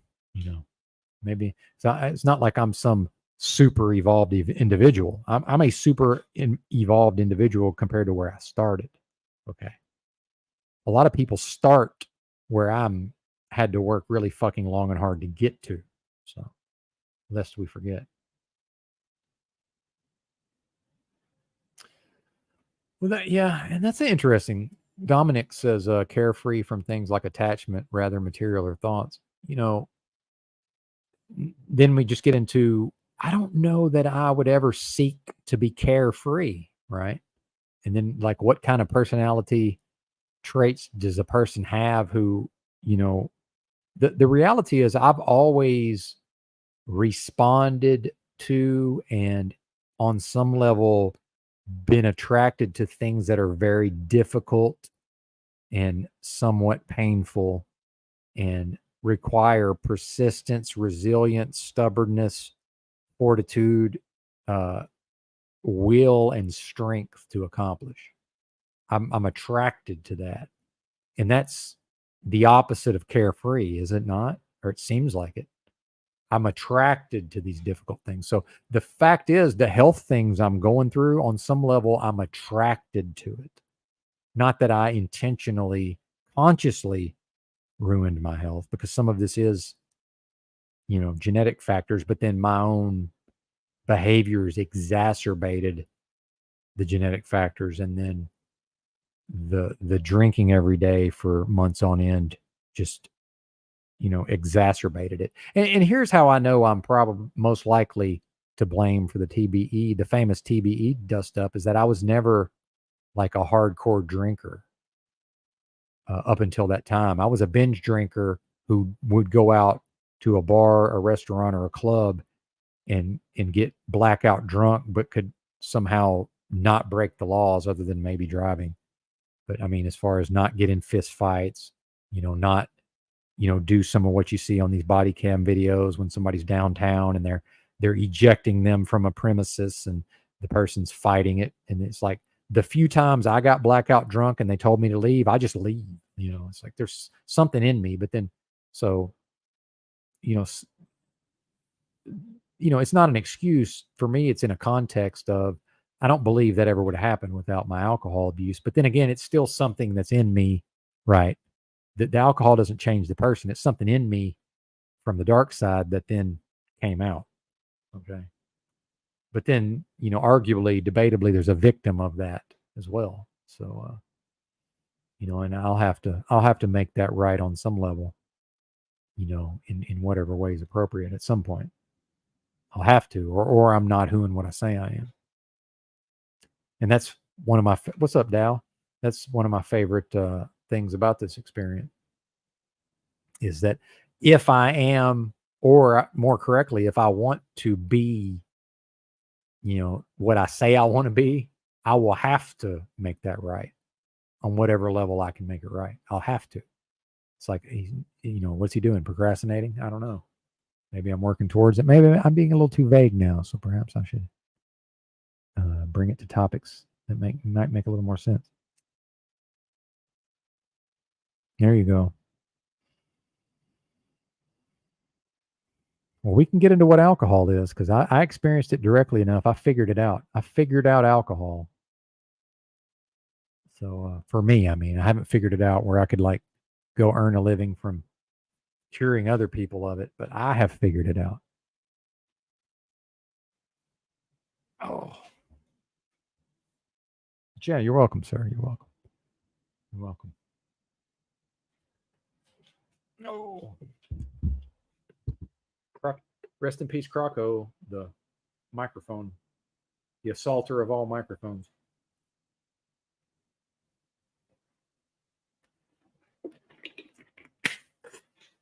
See, Croco still lives in some way, man. He's alive in my mind.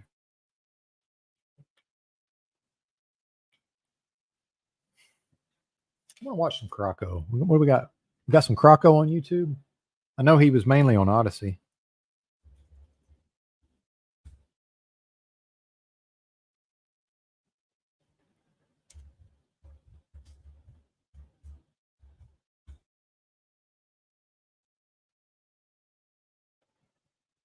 Yeah, Dominic, I'm with you, man. But here's where I do resonate with the old CBE crew to some degree. I'm also somewhat repelled by the breaking down of the words. I like some of that, but there's part of me is repelled by it as well, which is okay. I'm just merely stating my thing. So, but yeah, you're good on that. Like, you're not going to offend me, but I'm not always able to go there with the word breakdowns.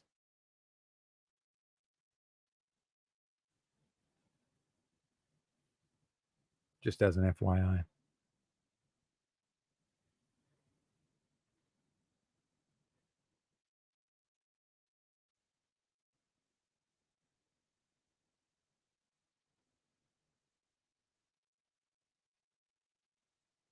He got shorts.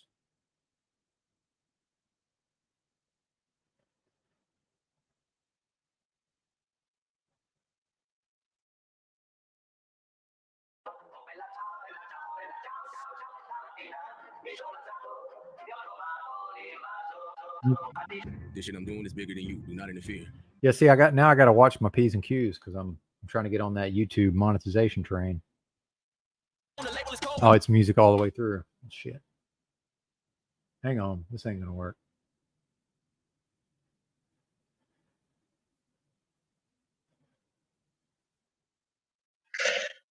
What's up, guys? Trying to figure this out.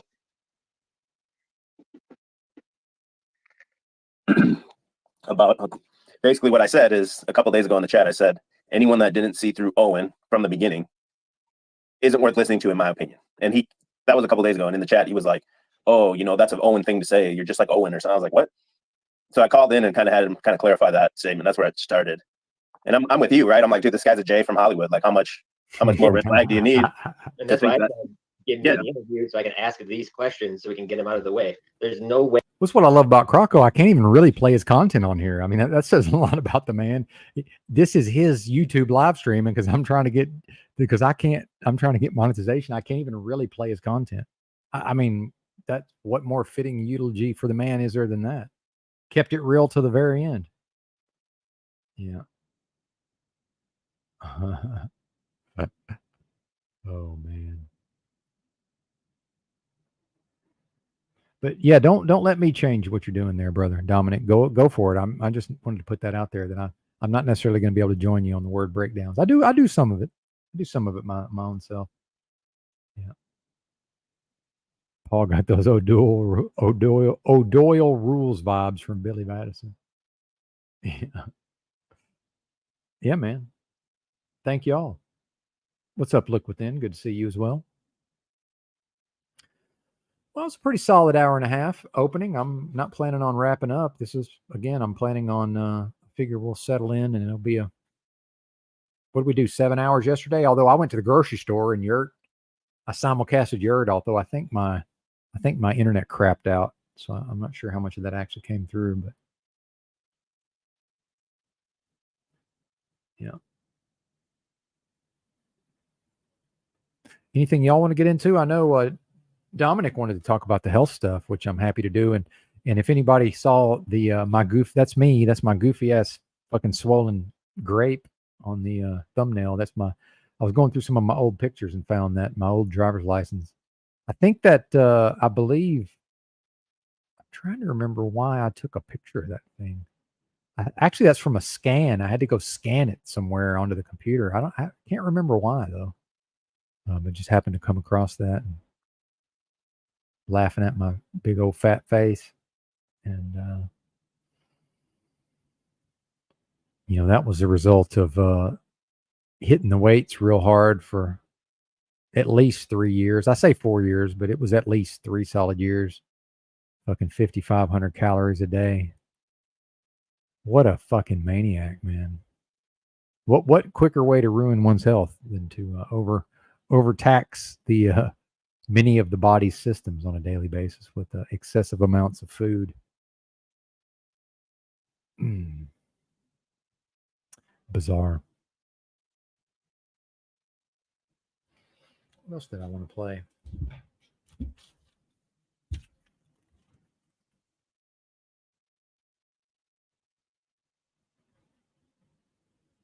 God, who wrote this? I can't even read half of this. Oh, yes, supplements. We might get into some supplements.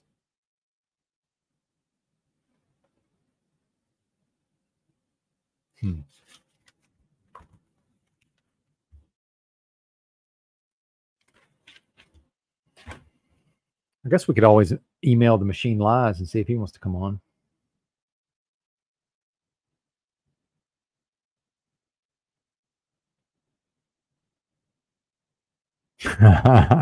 Hey, Dark Glasses Woody said I looked like the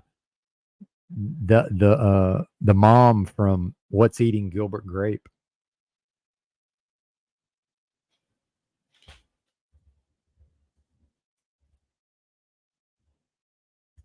Anybody remember that movie? Dude, what's the most perhaps the most noteworthy thing about that film? I like movies.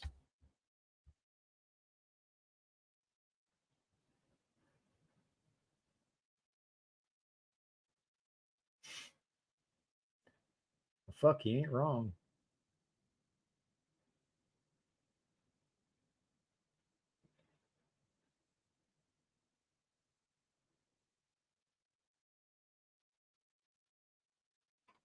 I can share the screen here.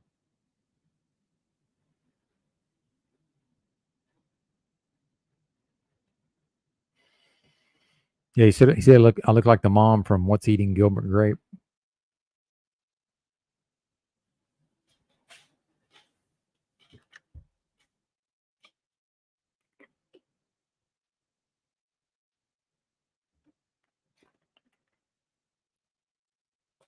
Well, if you're asking me, Toilet Bowl Earth, surely you will recall that I'm not smart enough to answer that. I'm gonna need to think about it for a while. But I'm gonna write this down. And then in the information age and the information overload, how do we, some of these ideas, how do we even capture them? Like I think Rob might have made me a YouTube short, but he just dropped the link in the live chat, and it's like I'm on StreamYard. There's nothing I can do. And this is no criticism of Rob, but there's nothing I can do with that. And it's like if I take the time to stop everything and go to whatever window I need to go to and copy it, paste it here, and bring it up there, and take a screenshot or whatever, it sort of stops the flow. That's what that email is there for, partner. Hit that email. Not you, TBE. I'm talking about Rob. Anything y'all need, anything you guys think I need to have, please send it to the email, because then later on it's there. Just please don't get mad at me, because sometimes I don't reply to the emails. People's identities are tied up to what they possess.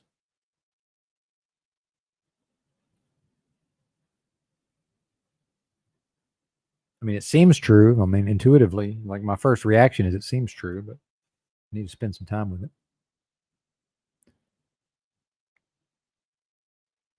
Food for thought from TBE. Thank you, sir.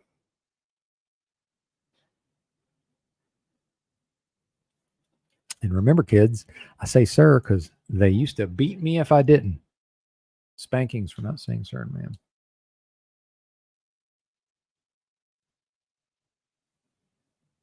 Yeah, there I am. Matriarch of the family, apparently.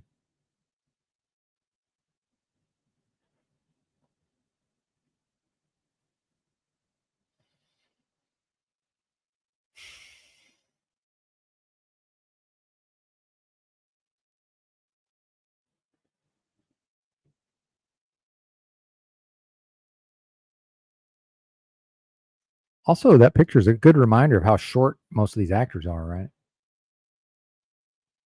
And then DiCaprio is like a giant compared to Depp. A little closer to the foreground, though.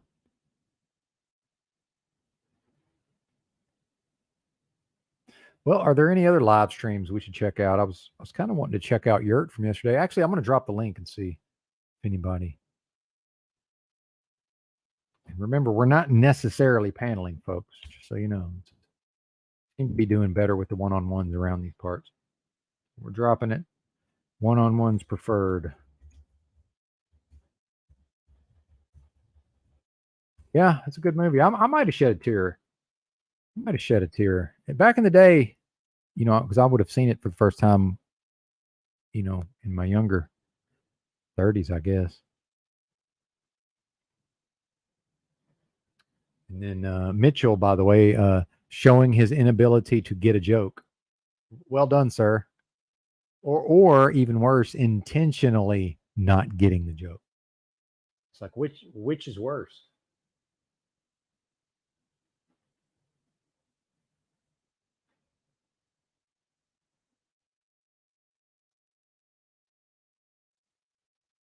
Where are you headed? Look within. You driving a truck? What are you doing?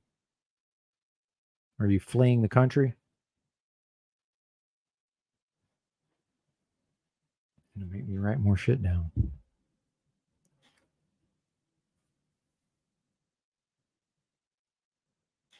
That's interesting.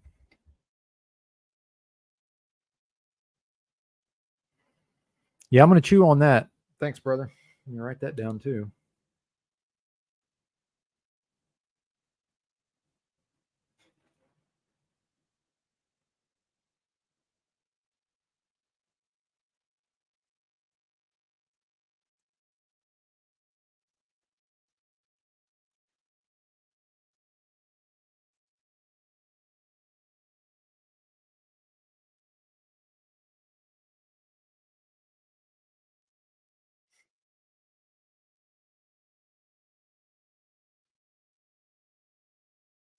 Demonic forces come into play,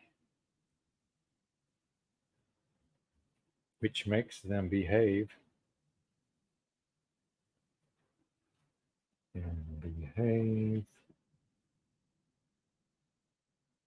threatful opposition to their neighbor. Yeah, I mean, yeah, that's it's well said.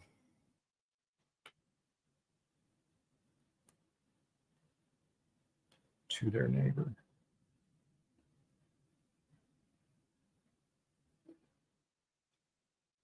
Hopefully, I can read that later.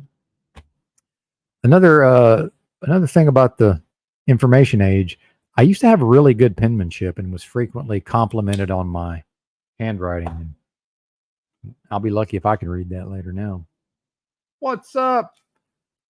Hey, I'm pretty sure I figured that out, EBT.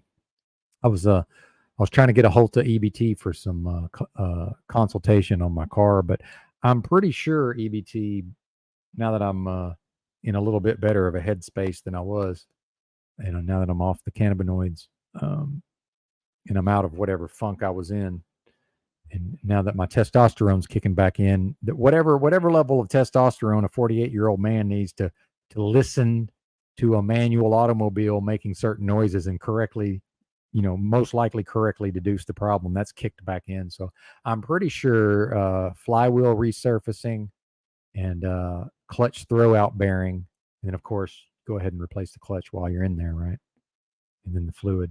No, you're good, man. I did not expect you to remember. Just in my own way, I know that you could have answered my question, so I was very selfishly trying to, even in your state, that I knew you were in a certain state, and I was still very selfishly trying to get what I needed, right? But yeah, I'm pretty sure clutch, flywheel resurfacing, throwout bearing, and it shifts great, and the clutch is, it's such a fucking Mickey Mouse car. I mean, you don't need much fucking, you don't need much of a clutch to drive that thing down the road. But yeah, I'm pretty sure I engaged in some spirited driving, and it's like I think I forgot what class of automobile I was driving, and I believe I was a little too hard on her. That's not what she said. She would never say that.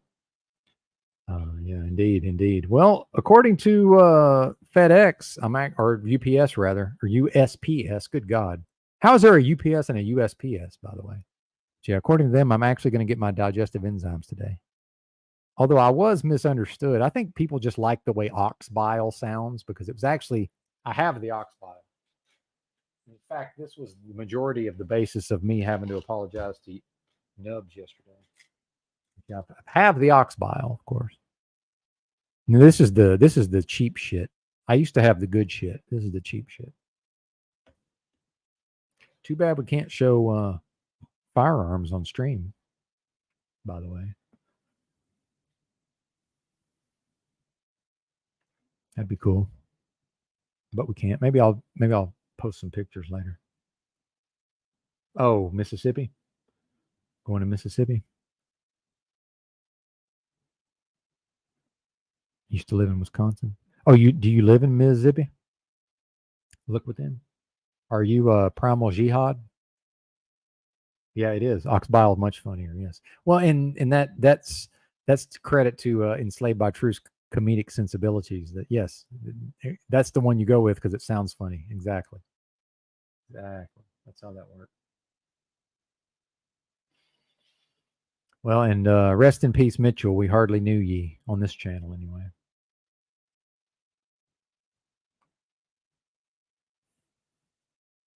Yep. But yeah, what do you think? I mean, and you, without experiencing the problem, you would have no way of knowing. But it's a lot of whining and just a lot of noise. It's getting louder over time. But based on the way it's driving, it doesn't seem like there's anything wrong with the transmission whatsoever. And I've driven it enough now. If it's just low on fluid, the fucking tranny would have locked up by now. And there's no way it's just, and it's not leaking fluid. So I've driven it enough since it started making noise that there's no way it's just low on fluid. Oh, okay. Where in Mississippi, if I may ask? But safety first, sir. We're going to assume you've pulled over to the shoulder. We'll assume that anyway. Not calling for that. I'm just, of course, that's what one would do. Would pull over and then interact with the chat, because that's all what I did every time I interacted with the chat when I was driving a big rig, right? But yeah, good to see you, ABT. I hope you're doing well. Hope you're doing well, sir.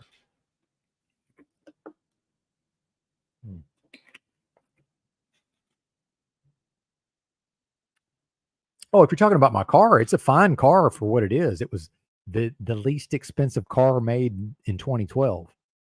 I was trying to drive it like a fucking Honda Civic or something, meaning a quality automobile that can take some abuse.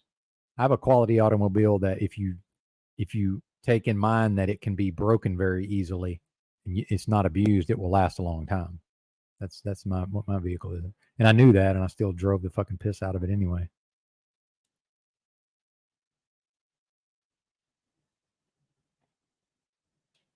Dropping the kids off at oh, I see. Excellent. Well, and if you don't want to tell me where in Mississippi, that's fine. I'm from Arkansas. That's really the only basis for my curiosity. I'm originally from Pine Bluff, Arkansas, which is not real close to Mississippi, but not real far either. Oh, Tupelo. Oh, okay, cool. Yeah, of course I know Tupelo. Yeah, absolutely. Yeah. Well, culturally, it's probably not that dissimilar to where I'm from, although I'm sure it's a little different. One thing about Mississippi, man, that drinking water, dude, in that part, God dang, Bo. I mean, I'm not trying to talk shit about your state, but good God. Or are you from there? So, man, that drinking water, that tap water that's on a whole nother level, and not in a good way. That's right. The internet is my safe space. Please respect it. It's really not, though, but yeah. No, I'm just rambling. Bet he can never come on during the daytime. Although he did once, just to prove that I didn't know what the fuck I was talking about. But generally, EBT won't come on in the daytime. Hey, did you get your car yet? That's what I should have asked you. That's how you know I'm up my own ass. I forgot to fucking ask. I just completely spaced the fact that EBT ordered a new car. Did you get that car yet, sir? That's what I want to see. Oh yeah, well water. Yeah.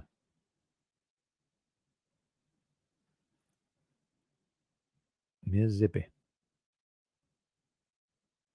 Well, you know the state motto in Arkansas when I was growing up, I hope. Thank God for Mississippi, because Arkansas was 49th out of 50 and everything. Thank God for number 50, Mississippi. That used to be a real thing. Let's see. Shit out of the mic again.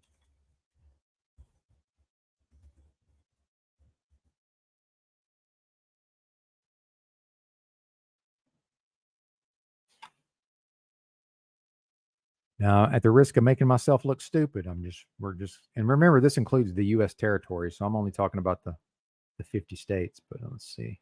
This is U.S. states and territories by income. Oh, wait a minute. It's over there. All right.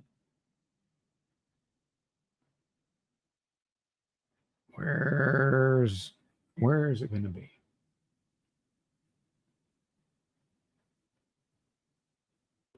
Bam. Number 50, Mississippi. Arkansas making some moves up to 47.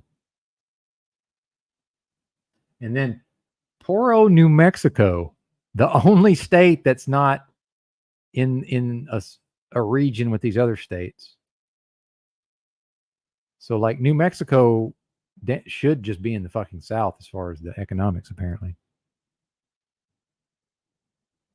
Although Oklahoma, not the South, lest we forget. Of course, if they're in the SEC now for sports, they're going to be.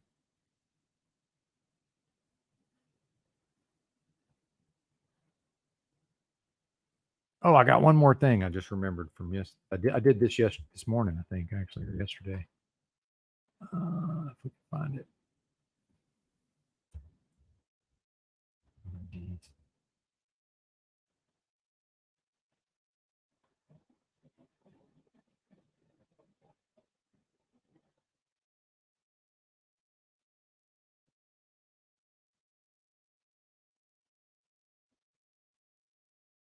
Not going to be able to find this, am I?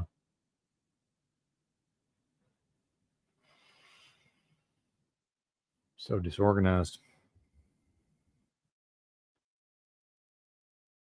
That is, I guess I could have told you that, right? That was a median income by U.S. state.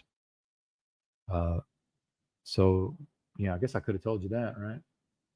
You mean you can't read my mind? Let's do that again.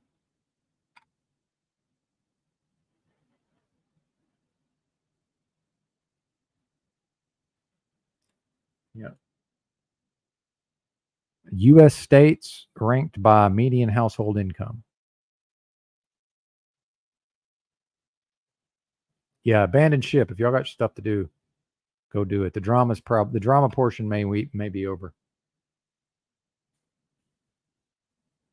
Well, that's fine. That's fine. Go to Vol Media. I wasn't. I'm not. Doesn't matter to me if that's the case or not. But I hear you. So why do they call it applying early?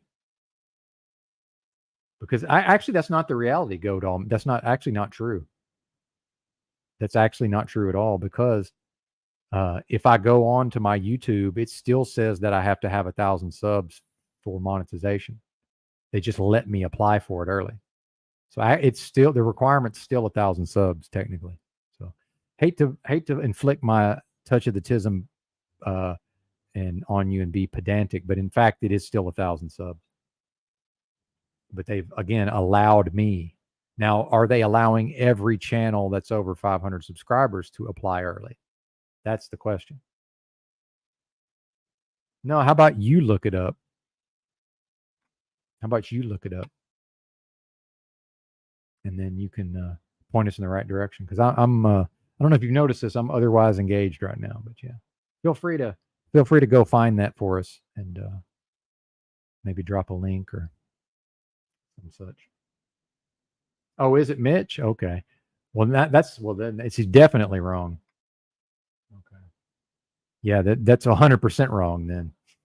Now I might go look it up just to show, not that he cares about being right or wrong. It is interesting to talk about truth and rights and freedoms and all this stuff and not mind slandering people and not mind just being absolutely wrong about things. Yeah. The fact that you got notified doesn't mean that they've done it for every channel of 500 subscribers, sir. That doesn't even make sense. It's on my dashboard too, sir. That doesn't mean they did it for everybody, but they still may have. But anyway, you're not welcome here. So there is something to be said for people that just keep coming back, right? It's an interesting phenomenon. And guess who's getting modded?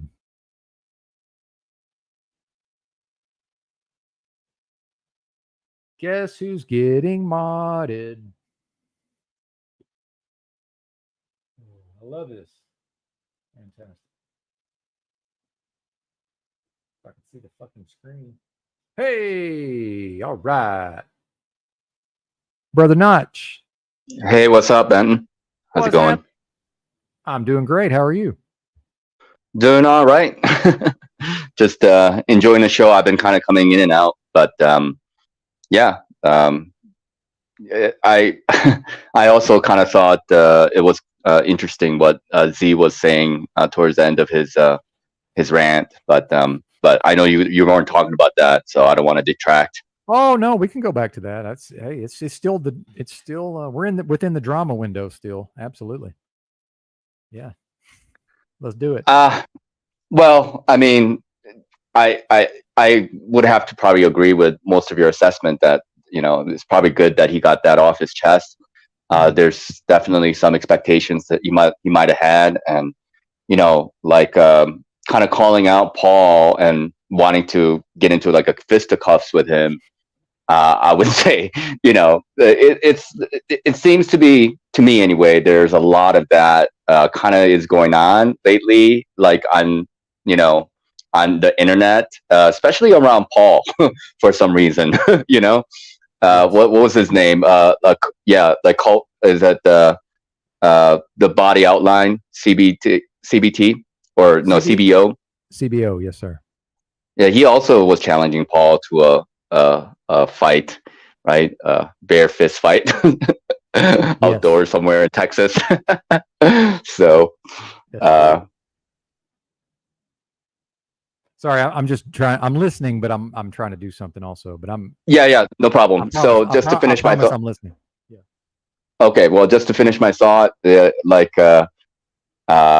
don't know. I just think people talk more than they actually act on the internet. So I don't really trust when people say things like that. I mean, like, at what percentage of people actually going to follow through on that? I would say probably less than 5%. I don't know. I don't know the exact. I'm just coming up with these numbers, but that's just my opinion. But I think it's like, to me, this is just another opinion of mine. I think it's a little bit of a weakness in my personal point of view when people like talk smack like that when they're not going to follow through. Better to act and then talk shit later. Maybe I don't know. Maybe I'm looking at it the wrong way. Oh, I agree. Yeah, no, I know exactly what you're saying. Yeah, yeah. We get all the shit talking, but we never actually. It's all foreplay, but nobody ever fucks. Yeah, exactly. Yeah. So. And I'm sure people would be very interested if it ever happened. But like Paul has said, like, yeah, come to my place and do shit to me, and then things will happen. But like, I'm not gonna. For him, it's got to be, it's got to be worthwhile. He said like if he and Wes Watson got into a fight, then he knows he's gonna get the views and and stuff like that. But if it's just like is that cult body outline? No, what is it? What is his actual name? Drew. No, I know. Yeah, Drew. But what's his channel name? Chalk Body Outline. Chalk. I'm sorry, Chalk Body Outline. Well, yeah. And before you, real quick, I hate to interrupt. Before you go down that road, I was most likely the biggest fan of that channel for a long time, and in fact, I would not be here without Drew. Actually, promoted me through his channel. So just so you know. But I don't have any issues with anybody. Well, no, we've had a falling out. I'm just filling in the gaps, just because there's a lot of lore that not everybody's aware of. But please continue. Oh, okay. Well, I'm not aware of that, and well, now you are. Well, okay. And I guess there's always some kind of issues that people go through, and I think that's part of the internet drama that people have to kind of deal with personally. But I don't personally want to have any issues with anybody. I think people do have some issues with me for one reason or another. Maybe even some of the members here in your chat. I think I was called an agent by some people. So. Oh yeah, me too.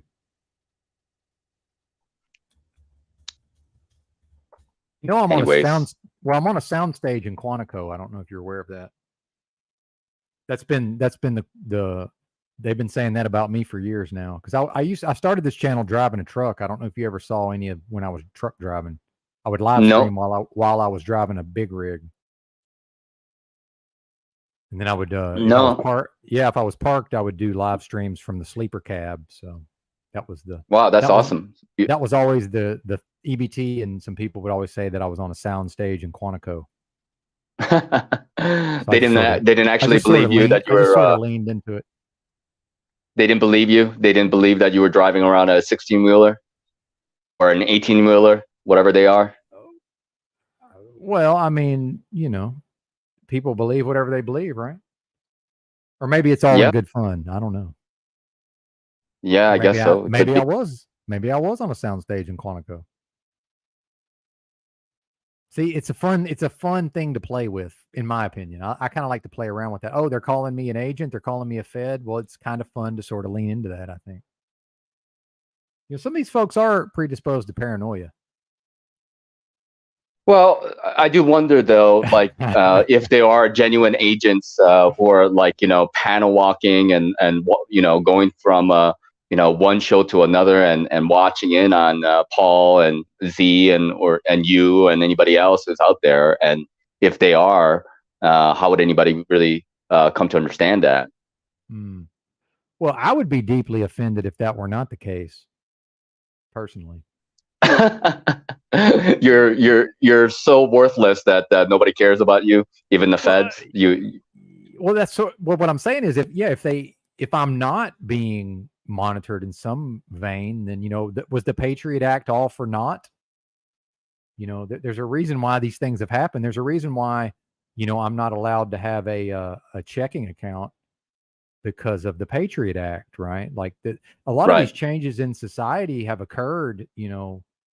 It's been at 20 years since some of these things have changed. Yeah. I think we forget. I think a lot of us forget that sometimes. Like a lot of what's going on now, this ain't nothing new. And even, I like Bobby Fischer, the only US world chess champion. Yep. And, they had his mom under surveillance, and according to the official fiction, right? According to the official story. And even little Bobby, as a young child, his mom had to teach him what to say if the government agents tried to question him in the streets. He grew up in New York City. So yeah. Well, his parents are both immigrants from Europe. I think of Jewish and Hungarian descent. I'm not exactly sure, but yeah, I am fascinated by his story because he was head and shoulders above his competition during that time when chess wasn't a real big thing back in the day. And it was the Cold War time, and it was the USA versus Russia, and actually America banned him from being a part of that competition. I think they had a world chess tournament that happened in Iceland, and I think Bobby Fischer was ignoring. And that's why he just had to denounce his U.S. citizenship so he can continue on with his chess journey. Well, that's close, actually. The thing is, my opinion is Bobby Fischer, again, the official fiction. If let's just assume everything we're told was true, he's, in my view, was one of the greatest Americans ever. And the reality is, he wanted to go play an exhibition for $1 million. But it was in a country that America had an embargo with. So they said, you cannot go there and play that chess match. And he said, well, I'm a free person. I'm doing it anyway. And after that, he was effectively exiled from the United States. He could not return, or he would be arrested and put on trial. And then he was a man without a country for some time. And he was trying to go to Japan. He had met a lady from Japan. And eventually Iceland was the country that accepted him, and he was able to live out his life in Iceland. And he was a fucking total asshole to them, and they still put up with him. He was an asshole to a lot of people. I remember some stories about the church there was a church that brought him in and accepted him, and they just allowed him to drive their car and stuff. But he was a little bit aloof, and was in his own world, but interesting guy for sure. Very obsessive, genius level IQ, and it kind of reminds me of that. What's his name? The movie Beautiful Mind is based on that one guy who figured out John Nash. John Nash. Yep. John Nash also, he figured out Fremont's theorem, right? And he proved it. But the thing is, he was also kind of connecting all the dots, right? Because a lot of these people with high intelligence, they are pattern recognition. They have the ability to recognize patterns, and he was starting to put things together. And then they were just kind of denouncing them as being schizophrenic. It's a little bit dismissive, right? Mm-hmm. Oh, well, in fact, what I know of that story is they had to wait years and years and years to give him his Nobel Prize because he was so schizophrenic everyone was scared of what they would do at what he might do at the ceremony. And then we get to, I like to play poker, and O'Shea's talking about poker a lot. Well, this No Limit Texas Hold'em is the most popular form of poker, and it's considered mathematically solved, meaning that there are computer algorithms that can be consulted for what is the exact optimal play in any given scenario, and all of that is based on the mathematics of John Nash. Just like all of these, these black boxes that trade, these algorithms that trade in the financial markets, every bit of that, the foundation of that, to my understanding, I'm not a mathematician, but that's all based in the mathematics that was, what you spoke of, the proving of that theorem or whatever. Again, it's above my pay grade. I'm not a mathematician. No, yeah, I mean, I think they had this a program called Aladdin that was like a AI run type thing, and they have a particular algorithm, and part of the reason why they have all these what do you call it, like high powered internet that like split seconds can make could mean like millions of dollars in terms of how fast you get into a market and stuff like this. Yes, So, exactly. Arbitrage. Yeah, arbitrage. Yeah, but yeah, like I played a little bit of poker. I was really addicted for a while, and but I don't really play a whole lot because you can spend a lot of time doing that. I grew up playing chess a little bit. I still like to play every once in a while. Nice. But yeah. I love Not the great. game. I love the game, but I don't have the mind to play it. I really don't. But the people that do, I have a lot of respect for. Yeah, I mean, the people who are at the very top, I mean, I think they're like prodigies and geniuses, but they also have a really strong work ethic. You got to put like a whole lot of time. You got to treat it like a full-time job that they spend like hours and hours a day for preparation, especially for some of these tournaments. But yeah, if you have that kind of drive, great. But not a lot of people do. Yeah, absolutely. And I see Joe Cool on deck, but just so Joe Cool knows, we're doing more one-on-ones, Joe. But if you want to hang out, then I'm sure I can work you in. But just so well, yeah, he can jump in. I just stop by to say hello. Well, no, and I like this. I like the Bobby Fischer and the chess talk. So we got some time. Joe's got some other things to do, I'm sure. Yeah, so Bobby Fischer, and like the thing about another interesting fact about Bobby Fischer was that he was like really head and shoulders above his competitors back when he was. I will disagree a little bit. I believe him and Spassky were nearly evenly matched. Personally, that's just my opinion. But you know more about chess than I do, so go ahead. Well, I mean, yeah, I mean, but like when you look at the ELO, which is like kind of their official FIDE rating system, like highest rating, I think Bobby Fischer was like 2750, something around there.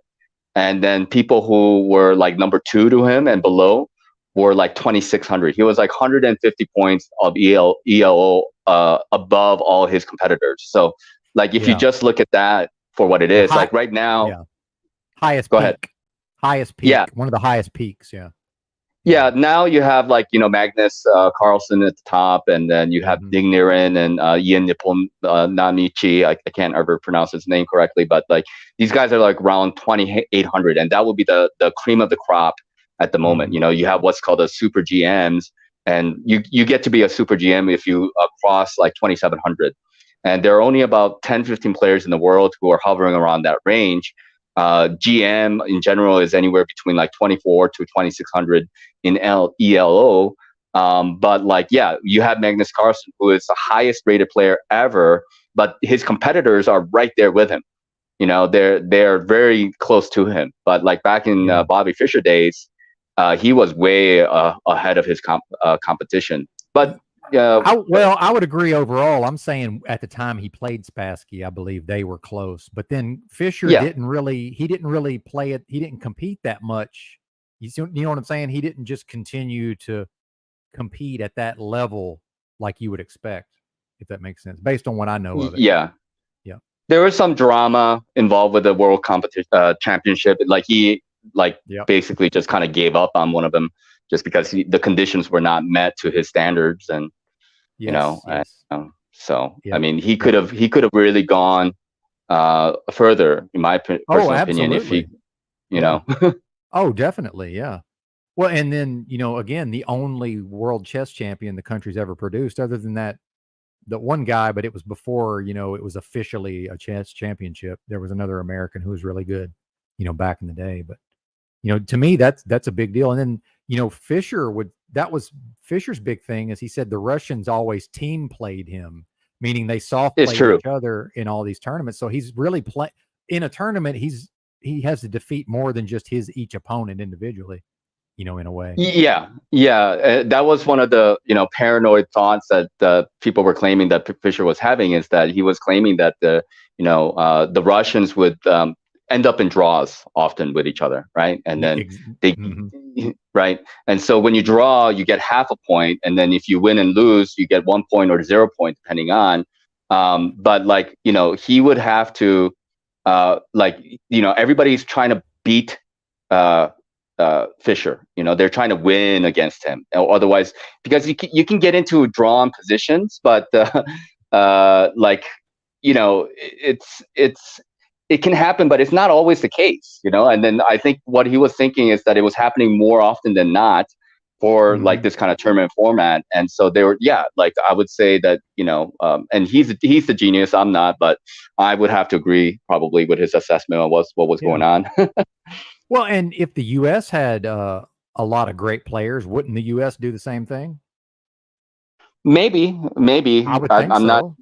Yeah, but the top, U.S. players are all coming from foreign countries. You have Fabiano, who is Italian, and then you have Wesley So, who is Filipino, and then you have Nakamura, who is Japanese. There's not a lot of and then you have a couple one Chinese kid who's a very good. Another guy who's from India.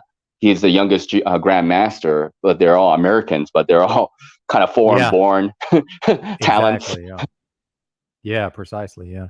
Well, the Russians had that, a deep pool of talent to draw from. And it seemed like at the time, that Spassky and, that Fischer was competitive with the Russians, it seemed like the Russians as a country placed so much emphasis on chess, as a way to, give their prestige to their, to Soviet Russia. There's there's a lot of history in regards to Russia and chess, and a lot of pride was placed on there, and during the Soviet times, and this is how it's part of the justification for their ideology and the fact that they're good at chess. I mean, they yeah. Well, while I'm thinking about it, and sorry to cut you off there, but what do you think about the reality that at the very top of poker, almost all of the very tip-top players are always American for the most part? It's not 100%, but it's almost all of the very best players are invariably American. Are you aware of that? There's a history. Yeah, I mean, I used to play a little bit, and mostly Texas Hold'em. I like Omaha, Nice. as well. But that's my game, by the way. Yeah, but go ahead. Omaha. Yeah, Omaha's good. Yeah, PLO. Yeah. But yes, they're both interesting, and and there's a lot of in my opinion, crossover, skill in terms of chess and poker as well. There's what position are you at? What kind of cards are you holding? But there's a lot to do with experience. You can understand the mathematical probability side of things, but when I look at players like Ivy or Tom Dwan, players like that, they have this a talent like Bronson. These guys, top level players, they know how to read people. They know how to read people really well, this kind of CIA, some kind of body tells or something like this. So I think that has to do with a lot of experience. Of course, these days, the younger talents, with the older guys, they played live. They go to casinos and they played live. But the younger guys, they played thousands upon thousands of hands online. So they got a lot of experience. Millions, actually. Millions, probably. Yeah. Oh, it's crazy. So it's same with chess though too.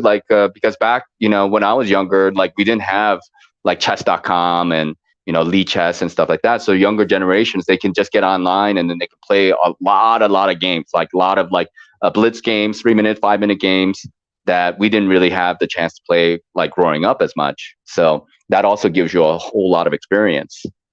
Yes. Well, this if you've ever seen this book, Cowboys Fool by James McManus, he's an author who actually I don't know if he final tabled the main event, but he had a deep run in the main event. And he wrote this book about the history of poker and his contention that the reason why most of the very best players are American, and that actually persists to this day, is because America is mostly people who came here, who are risk takers.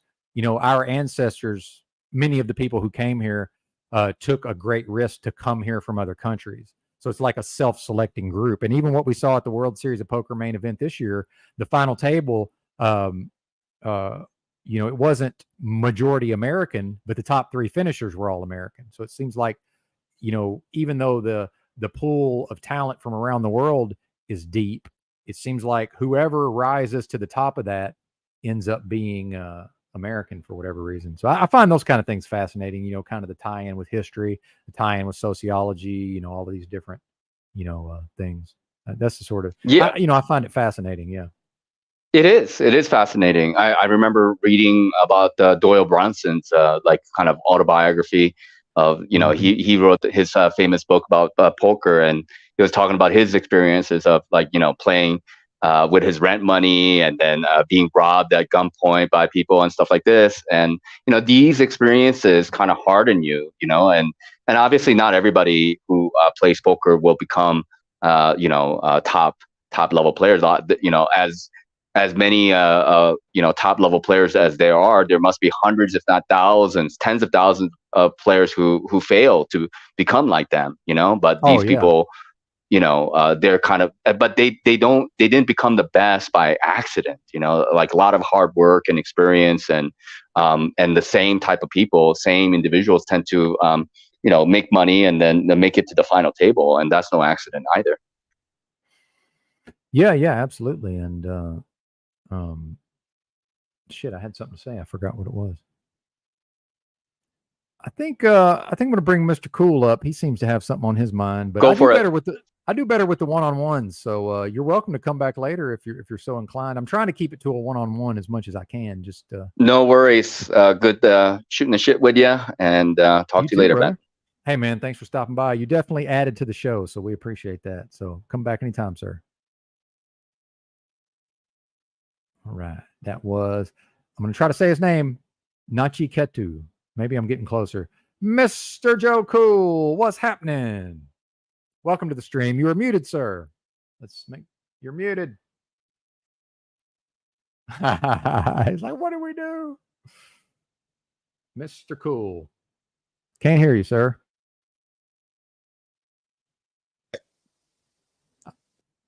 I think he's coming back.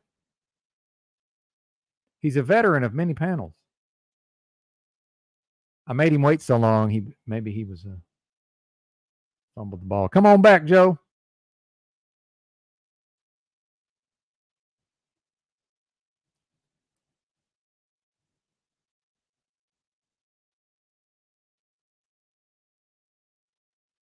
Is Joe fucking with me?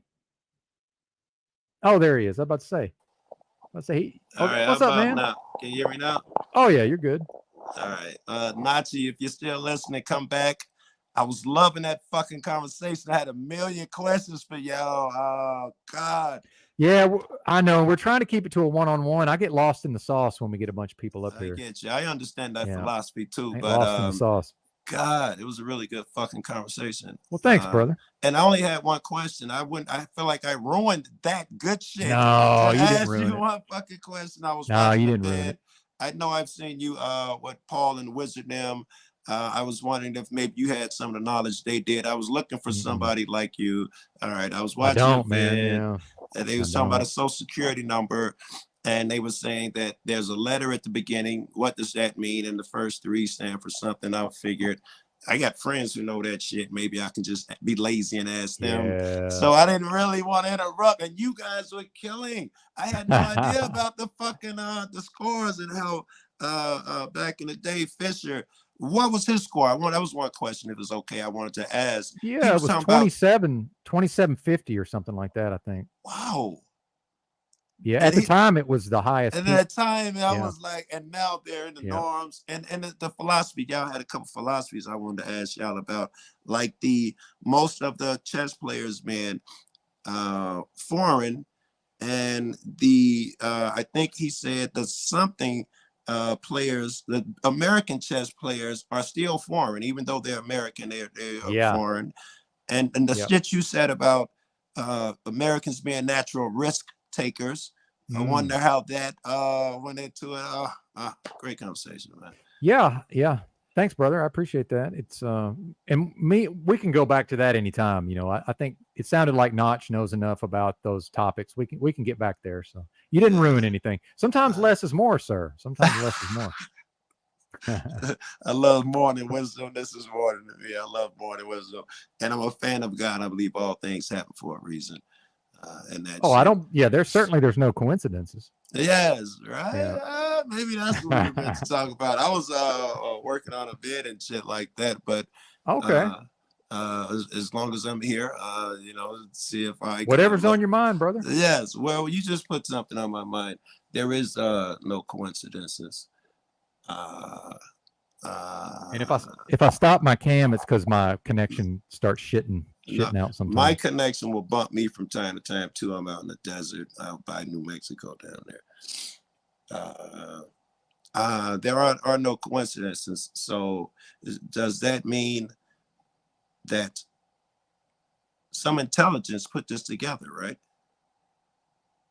I would think so. Seems to me. If you believe in no coincidences, I think you believe in God. Can I assume that? Well, and I'm not trying to be a rude jerk. I don't.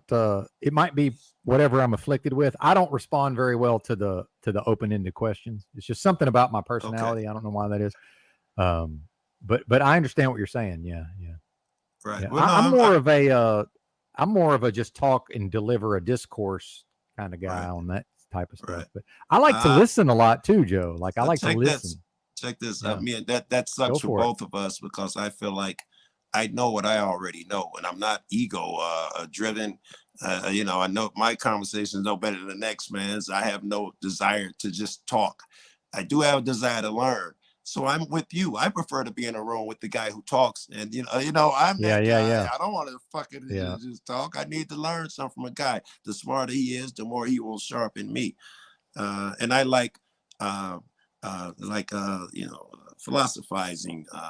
Yes. I dig drawing conclusions. If a person did this, he'll do that next. Not without.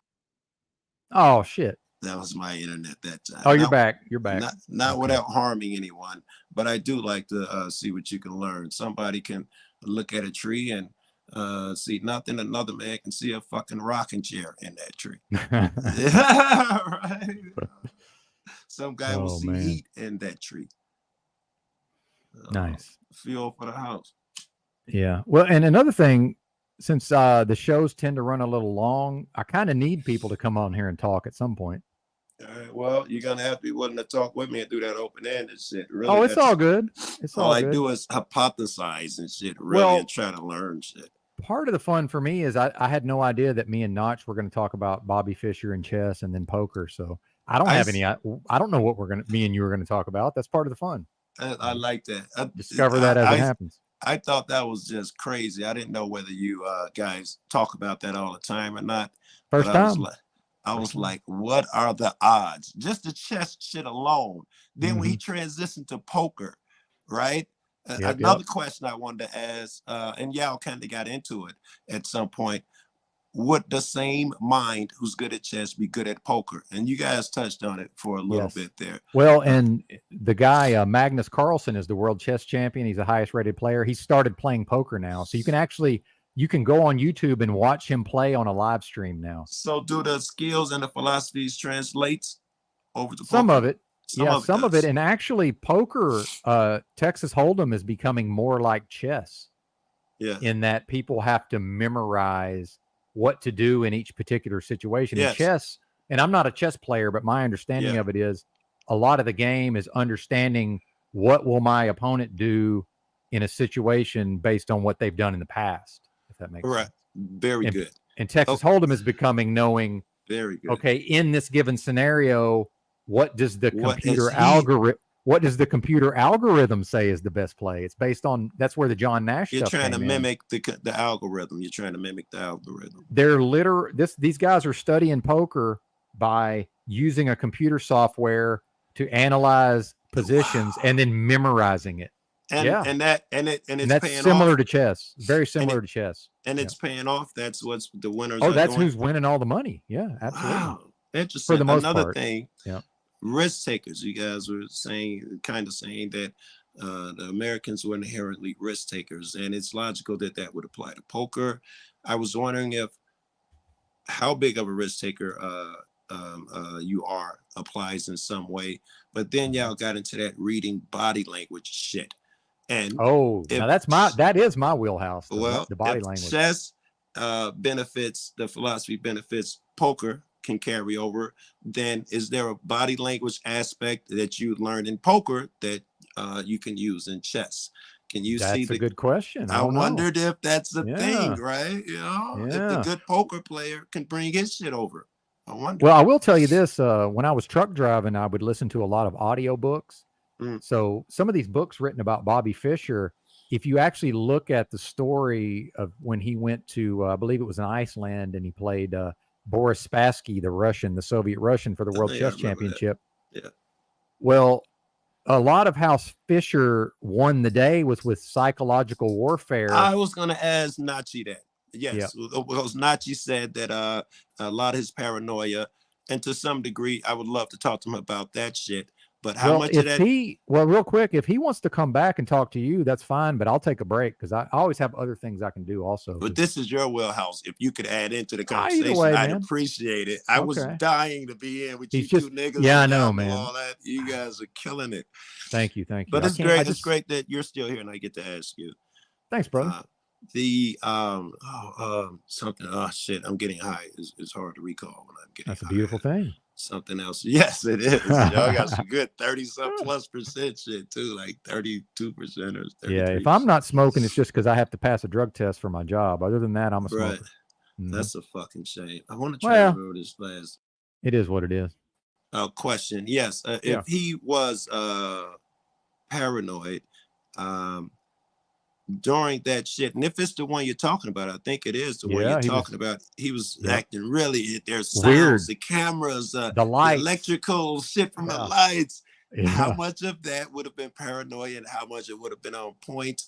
You know, is he just smarter than us? So much smarter than us? I wonder, because he called him paranoid, right? So I would love to hear his fucking take on that. How much of that was paranoia and how much of it was smart. Well, all in good time, Joe. We've got time, right? Very good. Look at you. Can I ask how old you are? You got to be old if you talk like you do. I know. Well, black don't crack, so I know you're older than me, but I'm 48. 56. Yeah. Okay. Yeah. But that's wisdom that comes with age. Patience. You can't teach shit like that, bro. You can't. Right? It's not a thing. Yeah. You can teach other things, but patience seems to come with age. Well, one day you'll tune in and I'll be cussing somebody out and yelling and acting a fool too. So don't pump me up too high now. I got you. And pump me up too high. Yeah, I got you. I appreciate that shit. But when you get older too, those are the things the qualities you admire in a man, his ability to not get triggered, not be swayed. I'm working on it, man. I'm working on it. Yeah. And the biggest part of that. Real quick, God gave me a lot to work with in that area, sir. Very good. I was about to take it there. I was gonna say the biggest part of that is you saying be patient and stuff. That's godly shit. I was just about to say that, and you said God gave me blah blah blah. A lot to work with. Yeah. A lot to work with. Right. That's a lot to overcome. That's godly shit right there, man. You know what my secret is, Joe? I'm 18 in my brain. It's not always a good thing. It's not always a good thing, but it's true. And here I'm 18 years old. Do you read the Bible at all? Are you a Christian or anything? Can I ask biblical shit? Oh man, I don't know how much you want to get into that. I like talking about the Bible. What I found is that the channel, the it's the audience doesn't like when we go too biblical. You'd have to make those decisions because I've made up my mind. I do a lot of whoring on panels. I don't consider the chat. I've stopped considering that. I let the channel owner consider that, and Yeah. I do the thing that I'm here to talk to people. I don't. Yeah. You know. We almost they almost staged a mutiny one time, and I had to assure them that this is not a Bible channel. It was almost a gay hookup for a while, and then it turned into a Bible channel. It's about to be a Bible channel until you dissuade me now, because I personally, I've never been to a church service in my life. I know astoundingly little about fucking religion. I don't know a bishop, the difference between a bishop, pastor, preacher. I don't even know the difference, if there is a difference. So I'm coming from there. Most of the people that sound like me had the Bible forced on them in some way or form, in some form or fashion. Yes. Down south. So yes. So I was going to ask this, or just make a statement, I guess. How great is that? Because I do believe in God. I'm a fan of Jesus and fan of God. I love him dearly, and I want to see him again. I believe that's where I come from. How great is it? I say that to say this. I believe it when they say, the devil is here to trick you. You call him what you want. You don't have to call him devil. Call him negative energy. However you speak, use that language, is here to trick and deceive you. He says, how happy is that negative energy sitting up there thinking, the best thing I can do is have these motherfuckers say, you can't discuss religion, God. You can't, the topic is off limits. Well, it's not off limits. It's definitely not off limits. Not here per se. But go ahead. Not here per se. You know the saying, you never talk about politics and religion. Mm-hmm. That's a huge V for the devil. In mixed company. No. Yeah, that may be the end. That's of the quote, saying. though. That's the quote, but it don't matter. But no, I understand the spirit. I understand the spirit. No. I mean it. Uh-oh. That was my internet. The last part of that quote is always left off. The in mixed company. That's an excuse people use now just to not talk about God when you bring it up.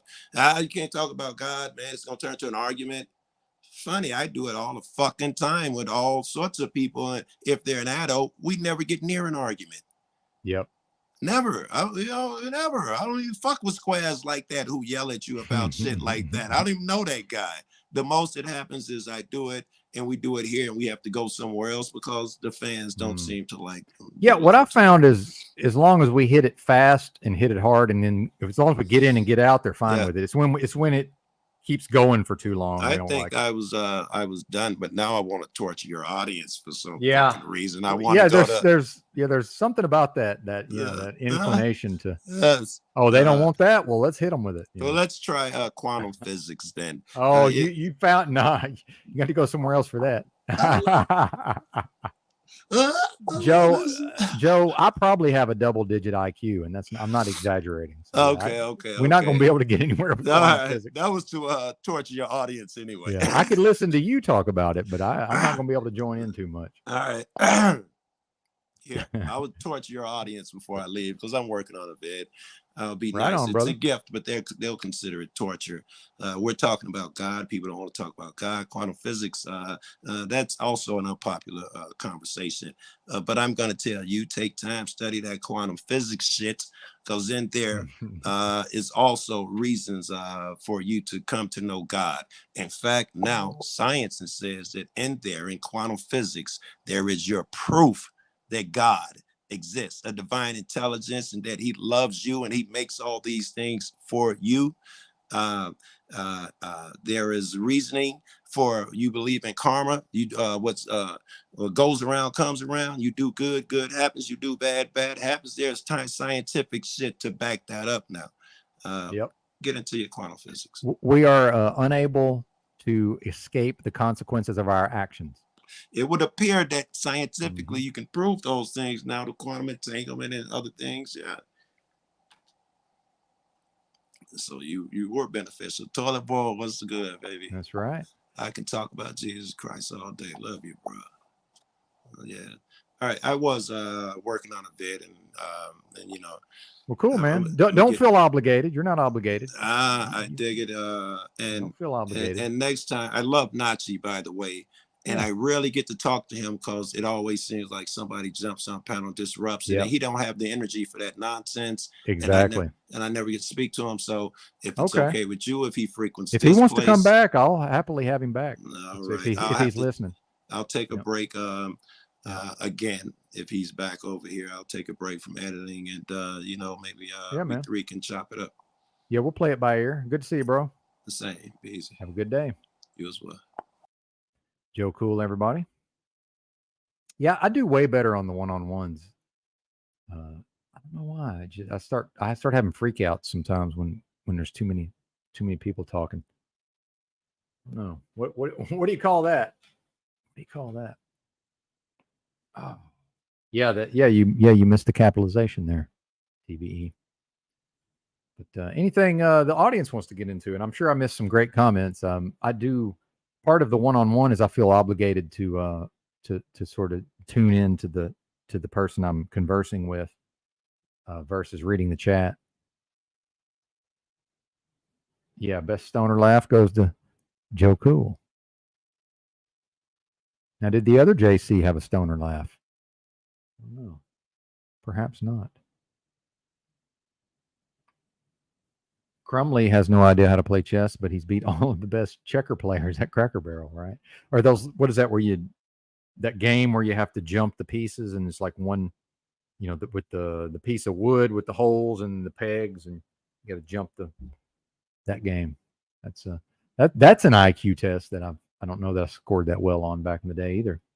What's this? Oh, yes, Bobby Fischer Goes to War. One of my favorite books of all time, Carl. Yes, indeed, sir. Great book. Yeah, there was another one. I forgot the name of it about Bobby Fischer. I think I've got 100 books on my Audible. Maybe I should log into my Audible, see what's on there one day. Yeah, Johnny Carson did not have a stoner laugh. That's right. That's right. Have y'all ever looked into the Joan Rivers? There was a lot of Joan Rivers and Johnny Carson. There was a beef. I was a pretty big Joan Rivers fan back in the day, believe it or not. Although we were arguably quite star. Oh, I got a clip. I forgot. Oh, I got to get more organized, guys. Yeah, you're gonna love this. My boy Bill Maher.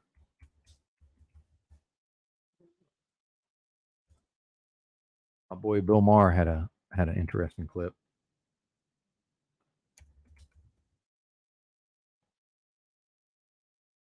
Oh yeah, here we go.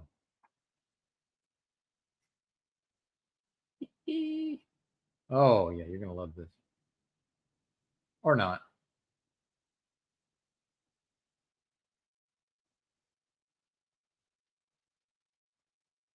All right, buddy. This is from Bill Maher's podcast. I forget what he calls it. Club Random. Apparently he's got his basement or whatever in his mansion is built out like a club or something, or a bar. But this is the title of this video is How Big is Leah Thomas's Junk? Bill Maher asked Riley Gaines. Apparently this lady was on the swim team. What school was that? I don't even remember. Where did the swimming trans person? Actually, there's two swimming trans people. I don't know if you know that. How big is her cock? Well, You've seen her cock, right? We all did. How big is it? I mean, what kind of a cock is it? Describe her cock. Let's see. Well, I don't want to see it. I just wanted to hear it described. Well, if I had to see it, you have to hear it. First of all, this is a 6'4" man, right? Well, a trans woman. A male. Okay, this is what she would claim. And she does go through life as a woman, correct? Like a woman with. Oh, shit. Sorry about that.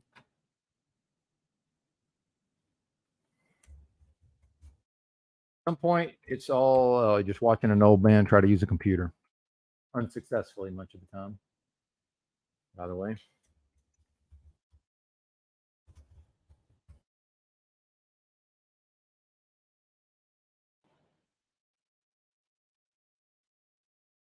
We'll get right back to it. It's not very long. And I'm not addressing the topic of the video. I'm addressing the length of the clip.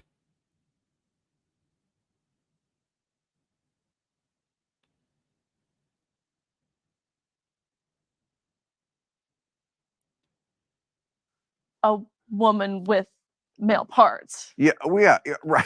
I know. I'm just trying to like paint the portrait. Okay, wait, can I? I'll be frank here.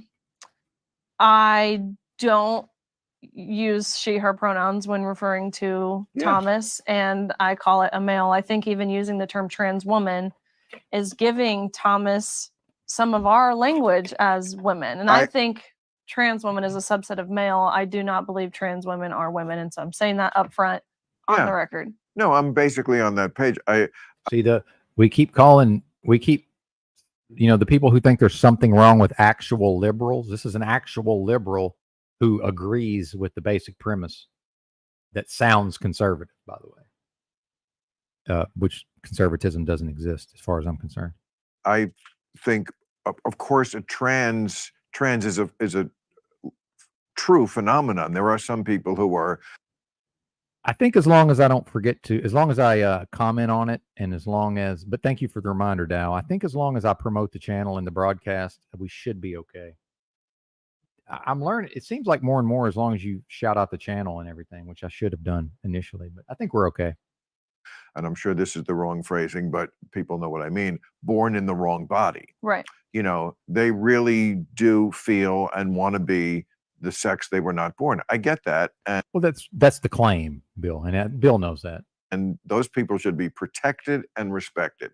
That is my position as a one-issue candidate running for governor. Now, protected and respected. But I also agree with you that it is a different category. It is not the same thing as women. And you hear women all the time, and not just conservative women, who say, I am being erased. Right. And yeah, it's bullshit. It's complete bullshit. I agree. What I do and way I have walked through life is different enough. There's difference in degree and difference in kind. This is a very important thing in epistemology. Difference in degree, difference in kind. When something becomes a difference in kind, we're in a different category. This is a difference in kind. It's not just degree. So protected, respected, and respected by, I don't know how we would do that language-wise, but I don't have any problem with either ones, because look, the point of language is so we know what we're talking about. I know what you're talking about. There we go. When you say he, and I know what a wokester who was sitting here would say if they, oh my God, the pronouns are fine. You call it, identify as a cat and shit in the litter box. Do whatever you want, whatever blows your dress up or your dick leave up. me out of it. Whichever. That's or if the you have key. both. Leave me out of it. I forget what the original question was, but I think it's describe and that leave cock. The kids out of it. I was trying to run away from this question. Okay, 6'4" male.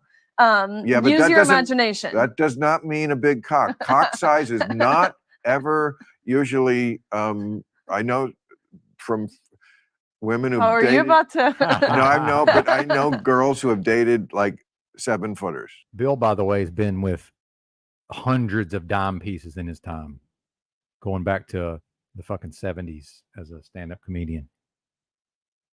Right. Oh, and I believe he's into black women, as far as I can recall. And the 7-footer sometimes has a very small penis. So now Bill Maher likes, I don't know about that. Just because this person is 6. Of course, last time somebody got accused of that on the channel, it was Allen Ginsberg, and it turned out that I was like, I don't think so. And then we went to his Wikipedia page, and it turned out that he was the P word. And I would try to avoid the spelling out of that word if possible, but I'm not here to tell y'all what to do. So it's a request. 6'4" doesn't mean they've got a great big Johnson. Well. But what was it big? That was a situation I tried to refrain from looking at entirely. Naturally, we all did. You can't unsee it. You saw we can unsee it. Being in that space with a male, it's like a bad car wreck, right? Now, what space was this? You were in our locker room. The locker room. Yeah. Where the locker room? Where were you? We were at Georgia Tech. This was our national championships, which is of course the meet. Was that your home turf, Georgia? Not my home turf. Oh. I'm from Tennessee, but went to University of Kentucky. send your kids to the SCC. That's my plug. But George is cool. Well, and I want to say this about the accusations being hurled at Bill here. I mean, I'm not inclined to disagree, but can we just, here's what we're going to have to do. We're just going to have to accept that it's all of those people. If you're telling me Bill Maher's into that, I'm just going to go ahead and say, well, probably just about everybody that has any involvement in entertainment or pop culture could be described that way. And I'm not saying turn a blind eye to it. I'm saying like this is in the lexicon. This is in the zeitgeist. Like we do in America, you know, there is like this pop culture and entertainment and all of this, you know, and this is part of the official fiction. So I would like, if the audience will bear with me, I would like to be able to play a clip from an entertainer without having to point out that these things exist, but most likely nearly across the board, not as a way to excuse it. And we can certainly have the conversation about how most of these people, you know, they have blackmail material against them. And, you know, in order to rise to a certain position, you know, possibly they were compromised in certain ways. We can have all those conversations, right? But when attempting to discuss some sort of news item or something like, again, in the fucking lexicon or in the ether, I don't find it helpful to immediately assassinate the character of the person who has earned their living as an entertainer going way back. And if we know that, shout out to Dick Gregory, rest in peace, who said the filthiest people, he said on the planet, I'll say in the realm, the filthiest people in the realm are athletes. That's how he pronounced it. Athletes and entertainers. Bill's an entertainer. So can we, I mean, and I'm just asking, can we just put it in our brain somewhere that we are all aware that these entertainers are human pieces of garbage, and that we don't, every single time an entertainer shows up on the screen in this channel and starts speaking, it's not necessary to go over that very well-tilled soil that I would say the majority of the people that come to this channel are already well aware of those dynamics. And I find that focusing on those dynamics, it's just not helpful because we already all know that, right? But then again, this is a thing that, you know, some of your normies in your life, you know, could possibly be aware of Bill Maher. You may have a loved one who watches Bill Maher, although probably not, since. But then, okay, so and I want to ask also, how is it possible to have I'm going to riff on this. How can we have an environment where we know that, you know, this is all fake on some level, the politics is fake, it's like pro wrestling, you know, and then the entertainers are compromised, they're filthy people, you know, they've got same thing with the politicians. But then at the same time, you know, we need to sort of tear them down, you know, based on certain, like this idea that, well, just we need to educate people about what is going on and what's really happening. Man, if they haven't figured it out yet, they're never going to figure it out. And telling them is not going to help, right? So it's like me, you know, it's like if the sky appeared to be blue, but then somehow all of us truthers knew that, well, scientifically it's proven that it just appears to be blue and it's actually in reality this other thing. Well, if I happen to show a clip and there's the blue sky, do we really need to point out that, well, that's actually just appears to be blue, but in fact it's this other thing? Like, it's not helpful. Like, it doesn't do anything for us, right? Now, debatably, this clip could have some value to it, you know, as a way to bring up an issue that we might want to discuss, right? But if we have to stop and relate to Bill Maher as a concept, and this is, by the way, this is one of my major frustrations that I figured out in my travels when I was living in the streets with nothing, is that I realized at a certain point that that I have a high capacity for abstraction. So if I wanted to make a point abstractly, and in the course of doing that, I mention one aspect of the actor Arnold Schwarzenegger, that I could be talking to three people, right? And we're having a conversation. And then I'm bringing up Arnold Schwarzenegger because I'm trying to make a point based on the fact that he impregnated his live-in housekeeper. But what I notice is that the three people there are unable to continue in the conversation unless we pause and everybody discusses how they personally relate to the larger concept of Arnold Schwarzenegger, right? Like, I'm not playing this clip so that we can discuss Bill Maher as a concept. But then for some reason, many people are in this headspace where they're unable to utilize abstraction effectively, such that any concept, even if that's a person that gets introduced, we must personally relate to it. And now we're personally relating to Bill Maher at the level of potential predatory actions that ultimately we can't prove.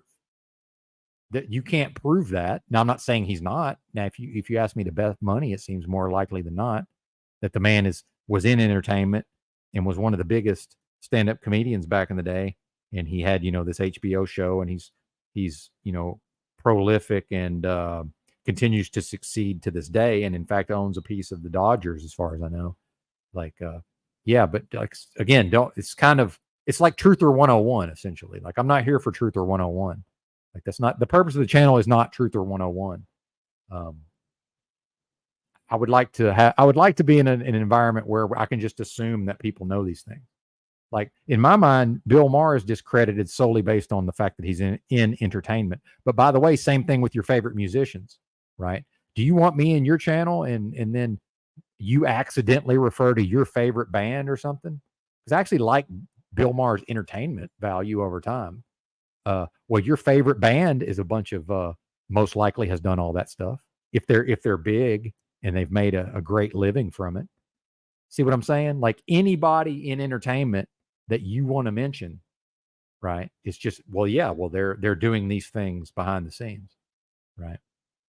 But then again, by the way, when I talk about wanting YouTube monetization, and I want I'm agreeing to follow these community guidelines, and the fact that you're listening to me you're watching me through Alphabet, Google, YouTube's Hell Pit, well, and then we're probably never going to get monetized, because the fact is I'm never not going to say what I'm about to say. So this, in fact, who knows? The channel may not even be here tomorrow, right? I mean, realistically, let's think about that. But we've all seen the images of like these pride parades in San Francisco, and then people being very outraged because there's like naked men, but there's also children, and I'm outraged by that as well. But you do realize the people who run YouTube live in that area, and a lot of them go to those parades, right?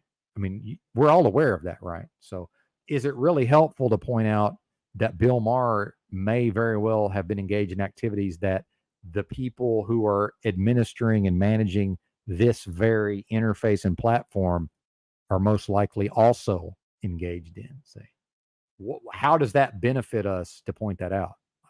That's the part I don't understand, because I'm not going to be like, okay, I'm just not going to use YouTube. Clearly you folks are clearly you folks are willing to accept that people who are at least adjacent to a lot of this perversion and filth, meaning Silicon Valley, meaning San Francisco Bay Area, right? It's where all these people live. Okay. So we're willing to take that on, but we can't watch 5 minutes of Bill Maher, because we have to make sure he's appropriately slandered, right? Meanwhile, if somebody brings up Trump, do I have to point out everything every time about Trump, that he did Operation Warp Speed? He won't quit bragging about it, that he's proud of it. I mean, do I have to? That he's most likely, that basically he has to be in line with pure evil or he can't hold the presidency. Do I have to point that out every time Trump gets mentioned? Or can I just understand that y'all already know that? Y'all already know that Trump is garbage. Y'all already know Trump is in alignment with evil, or he couldn't have ever become the president. Y'all already know all of this. See, you don't need me to tell you. Same thing about Bill Maher. He's in entertainment. That's all you need to know. Okay. Donald Trump's a politician. That's all you need to know. You really don't need to take any steps beyond that. The fact that he was elected to the presidency, or that he served as the president, that's all you need to know about him. The fact that Bill Maher's earned a great living from entertainment going back to the early 80s. That's all you need to know. You don't need to know anything else. See how it works? Your favorite band, they're in entertainment. And if they're a big band, I mean, that sold a lot of records, especially back in the day. Yeah, they're a part of that same thing. See how it works? The fact that you may be repelled by Bill Maher's voice, is that why it needs to be pointed out? Because if I was able to play an Alice in Chains song, would y'all be in here talking about what they may have been up to behind the scenes? Right. Exactly. He's a politician and in entertainment. But the reality is, when I first encountered these so-called truth communities, there was a bunch of low-key MAGA Trumpers, a lot. And a lot of people were very upset, when he lost that election. And, imagine being a so-called truther, but then falling for the Donald Trump narratives. And a lot of people did. Well, no. Well, see, and I understand it feels that way, Mr. McGee, but, and shout out to JFK Beta. Listen, if I ain't talking to you, Mr. McGee, I ain't talking to you. So if what I'm saying, if it feels like I'm picking on you, well, maybe there's something in there. Right? You see what I'm saying? Because if I ain't talking to you, I ain't talking to you. Because if my favorite band back in the days was Alice in Chains. And if somebody, it's not going to bother me, right? Because I already know he's a piece of filth. But I also don't want to talk about it. Like if I, back in the days when I could play music, so if I had my intro song and then I read the comments and it's a bunch of people talking about, whatever Alice in Chains might have been up to behind the scenes. Like, yeah, we all know. See what I'm saying?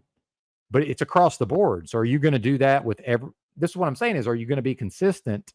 And again, if I'm not talking to you, I ain't talking to you. Are you going to be consistent and do it every single time? Because if you are, it's going to be fucking annoying, because this actually implies that in entertainment, some of the people are righteous. Some of the people are good. And that Bill Maher's a piece of garbage amongst other people who may very well be good people. See, it doesn't work that way. They're all pieces of garbage. Same thing with politicians, right? Same thing with politicians. It's not that, well, this politician on this side, this group of politicians is pure fucking evil. But then this other group of politicians, well, they say things we like, so they must be good. No. Republicans as a party are equal, or they are morally equivalent to Democrats. See, Bill Maher, you may view him as a piece of garbage, and that's fine. He's the moral equivalent to any of these entertainers or pundits or political wonks that say things that you like. See, I skew a little more lefty compared to the rest of you. So I enjoy some of what he says, but I understand he's a piece of garbage. See what I'm saying? The fact that I resonate with some of what Bill Maher says doesn't then cause him to cease to be a piece of garbage. Does that make sense? Yeah. But again, if I ain't talking to you, I ain't talking to you. I ain't mad at nobody. This is just part of being from the South is I sound some type of way. But believe me, if I could do anything about it, I would. And I've always appreciated having you around, Mr. McGee. So no offense intended, but I do need to get that off my chest. I think that is important to put that out there, because are we truthers or are we not truthers? Because I can just sit here and play Dick Gregory clips for the rest of the broadcast, right? And he'll break it all down way better than I ever could. And I've watched probably every piece of video on YouTube that involves Dick Gregory, right? So yeah, we already know, but thank you. Yeah. You know what, Jake? Since I'm being controversial, overrated, Jake. I'm going there. Overrated. I love Lane Staley. I'm a huge Alice in Chains fan. It's not that great, man. It's really not. But I enjoyed it, of course, because I'm a fan. But Nirvana is much, much better, in my opinion. But and apparently Staley was in such bad shape that they had to actually restart a lot of those songs because he kept fucking up, which is fine. But how can you say that's some great performance? And some of them songs really didn't sound that good to me. But unfortunately, I was cursed with the perfect pitch, which is not good. But he could sing his ass off, and the fact that he was able to sing in that condition without teeth, by the way, his teeth was all fucked up by then. The fact that he sounded as good as he sounded it's just amazing. Yeah, he's one of the, certainly my favorite rock singer. Got a lot of love for AIC, but I do feel like their Unplugged was a little was slightly overrated. Oh yeah, Prince, indeed. Yeah, Dick Gregory goes deep, man. Dick Gregory actually went on TV with, went on television with Geraldo Rivera back in the 70s and some other fella. And that was the first time the public was able to view the Zapruder film, you know, the famous recording supposedly of Kennedy being assassinated. But you see what I'm saying? We got to go all the way. And, you know, if I turn some people off here and there, I mean, you know, it's not my intention, but the reality is it's going to happen. So please forgive me, Mr. McGee. I'm sure it's all my fault. I'm sure it's all my fault. And again, now, since I'm lecturing, yes, and the intent wasn't even to derail, but here we are. I understand, sir. I understand. I understand if that's not your intention, but sometimes our actions have unintended consequences. But please forgive me. Please forgive me. I've always appreciated your contributions, and I'd hate for this to be the end of. I'd hate for this to be the end of that. And if you need to take the rest of the day off, I certainly understand. Yeah. Yeah. There you go. Thank you, Crumley. But yeah, I enjoy that. For the record, I like the Alice in Chains Unplugged. Now my favorite Alice in Chains was their Unplugged EP, although some of it is electric, but their acoustic EP, not unplugged, but their acoustic EP Sap.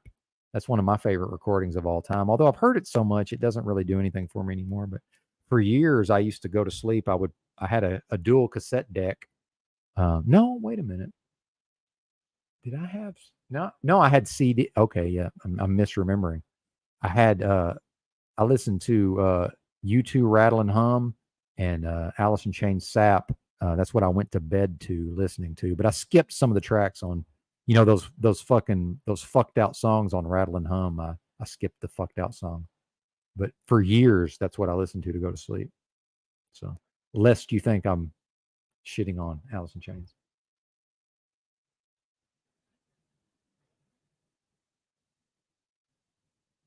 Because if the P word, if that's going to be the bar to cross, we're going to have to leave the internet. I mean, seriously, Mr. McGee. If that's the bar, that's just how sick this realm is, by the way.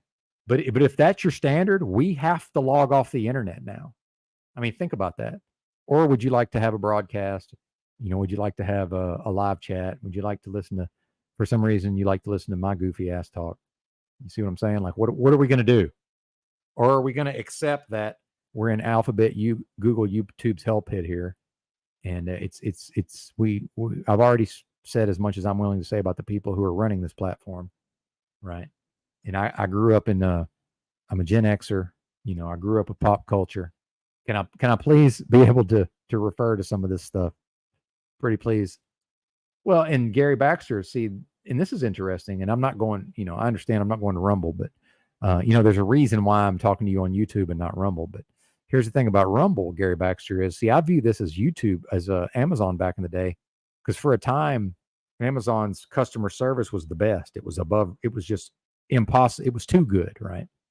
And now what we've seen is that now that they've captured so much of the market, now it's gone to shit.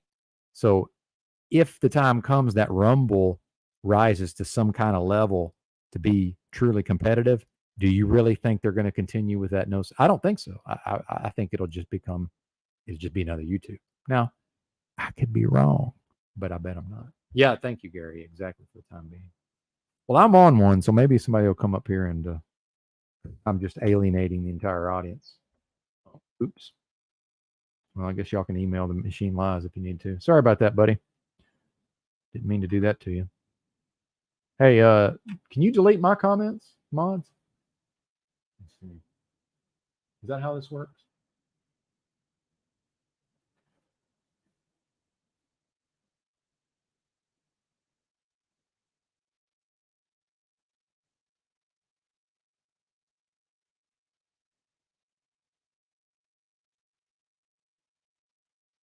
All right. Thanks for trying. Anyway, now I'm going to spend the rest of the broadcast self-flagellating. Like I like that Yurt brought that word up today. I'm gonna spend the rest of the live stream brooding and self-flagellating based on, which means to beat oneself. I'm going to do that because I went off on Mr. McGee. SMH. What's up, Mr. Me? Oh, thanks, man. Appreciate that. Yeah, I made a short from me and Paul's conversation. Let's play that and see if we can get this back on the. Thanks, Gary. And give me another shot, Mr. McGee. I'll make it up to you. I'm just asking, really, realistically. Don't make me fall back on my various illnesses as an excuse. Yeah. I don't, but perhaps I should. Yeah, Gary Baxter. Indeed, sir. Well said. Oh. And like Paul, is it Paul that likes to say not everything's for everybody? But anyway, if you want to, Mr. McGee, shoot me an email and I'll apologize to you in private. That's okay. I believe we can get on the same page, and I certainly know that was not your intention. I'm probably just overly sensitive and in my feelers. Well, now that that's been ruined, let's promote Bill's channel real quick. So if anybody wants to go to the channel of a alleged child abuser, then who's had his character assassinated and now it's just completely discredited. And how does he even have a YouTube channel? I mean, realistically, how is this even a thing? Right. Club Random Podcast, 428K. I mean, 428K subs. What else do you need to know? At Club Random Podcast. He has some interesting guests. It's I believe there is a great benefit to somebody like this who's able to. Oh, look at that! Oh, look at that! It's Jordan Peterson. Well, I mean, you know, what's Jordan Peterson done, right? I guess he's been involved with preying on the youth, right? I mean, he has to. He's got pumped up through the system. So David Spade, certainly he's got to be involved in that as well, right? I mean, how could he not be? Well, let's see who else is preying upon the youth. Well, Sharon Osbourne, good Lord, she's probably worships Satan directly, I'm assuming, right? And Sharon Osbourne. Rainn Wilson, you know, were you a fan of that show, The Office? Anybody like The Office? Well, obviously he's some sort of child predator. How could he not be? You know, he's a famous, you know, he's a household name, or he was. Dwight from The Office is a household name, right? Oh, there's Ice Cube. Well, yep, he's thrown out. Well, Trudeau, of course. Oh no, Trudeau's not on there. That's Peterson again. Yeah. So who else has been a guest on this show? Oh, these are all clips. Oh, podcasts. That's what we need to go to. Yeah, he's got the podcast tab. But yeah, I'll play my short here in a minute if I can remember. Yeah, full episodes. There we go. Let's see. Let's take a look at who's preying upon the children here. Let's get the roster. Oh, Robert F. Kennedy Jr. Well, there's no way he hasn't been involved in preying on the youth. I mean, good Lord, look at how the press he's been getting. John Hamm, yeah, my favorite TV show, Mad Men. Unfortunately, God only knows what John Hamm's been up to behind the scenes. Wiz Khalifa. I mean, do I need Billy Corgan? I mean, he was famous in the '90s. Good God, no telling what sort of disgusting, filthy activities he's been up to. Kathy Griffin. I mean, Dr. Phil. Good God. Oh man, I don't even. You know, I hesitate to even imagine that. Right. How would that look? I don't even. Thank God I can't form visual images. By the way, I'm apparently one of 1% of the population or less who's unable to form images in my own mind. Although if I see something, I can bring it up in my mind. Lars Ulrich. Well, Metallica. How many records has Metallica sold? So, you know, certainly he's been to Bohemian Grove or something similar, right? It doesn't have to actually be Bohemian Grove, right? Fred Durst. Yeah. Unfortunately, it'd be nice, but we can't play clips from this channel. Unfortunately, we're just not able to. But I'll watch them. Oh, Sean Penn. Yeah. A lot of people who Mark Cuban, they probably have interesting shit to say. Well, Quentin Tarantino, who I'm on record saying, you know, 50 to 100 years from now, looking back on this era of film, they're really only going to be talking about Tarantino, in my view. Well, fuck, we can't listen to him say anything. He's discredited. Fucking human garbage, piece of filth. Dana Carvey, Gene Simmons. You know, Oh well. Enough of that. I guess I'm going to unsubscribe. I'm going to unsubscribe. Fuck it. I might just have to log off. I mean, now that I'm aware of, you know, that it's very likely that the people who, in fact, you know, responsible for the code on this program, this platform, and you know, whoever's going to decide if I get monetized or not, or whoever's going to decide if I'm not, my channel's deleted. Well, you know, we know what they're up to in their private time. So, fuck. I guess I mean, can I even go to the Walmart? I mean, you know, what's that Walton family up to? You know, good God, how much blood have they drinking, right? You know, how much adrenochrome does the Walton family have in deep storage? I can't now. Where am I going to get my groceries? Now I can't even go to fucking Walmart. Thanks. Appreciate you. I think, dude, I'm not. I might. I mean, what company is responsible for my clothes? I mean, I might have to get rid of literally everything I own and go naked through the streets. I mean, at this point, I mean, I'm going to have to renounce it all. I mean, good God. Oh man. Yeah. Do you think I watch it, Sterling Ray? I don't watch it either, sir. I don't watch it either. Do you really not trust me with a fucking 5-minute clip? I mean, seriously, you don't trust me with a 5-minute clip? I don't watch mainstream media. Yeah. But I'm serious. If you're going to put your money where your mouth is and you're going to live based on them principles, you're going to have to log off the fucking internet and never log on to it again. And you're damn sure not going to be able to have a smartphone. You're damn sure not going to be able to have Twitter. And you're damn sure not going to be able to have Telegram. All run by perverts. Every damn bit of it. Built and brought to you by perverts. So what are we going to do? What are we going to do? Now, if you just don't like the sound of Bill Maher's voice, that's fine. I understand that there's something about the way that Bill Maher presents that's fingernails on the chalkboard for people. Yeah, I get that. Yeah. You know what's my fingernails on the chalkboard? That people still want to run around and pretend like there's such a thing as a conservative in government anywhere. Right. And that so many people still want to pretend like if only the Republicans could defeat those pesky Democrats, everything would be fine and we'd be living in a utopia. See, that's my fingernails on the chalkboard. Right. See. And what did Joe Cool say? See, I blame Joe Cool. Joe said, you know, something about politics and religion. You can't discuss politics and religion in mixed company. See? Yeah, Gary. Oh, man. What are we going to do? I don't know. What we're going to do.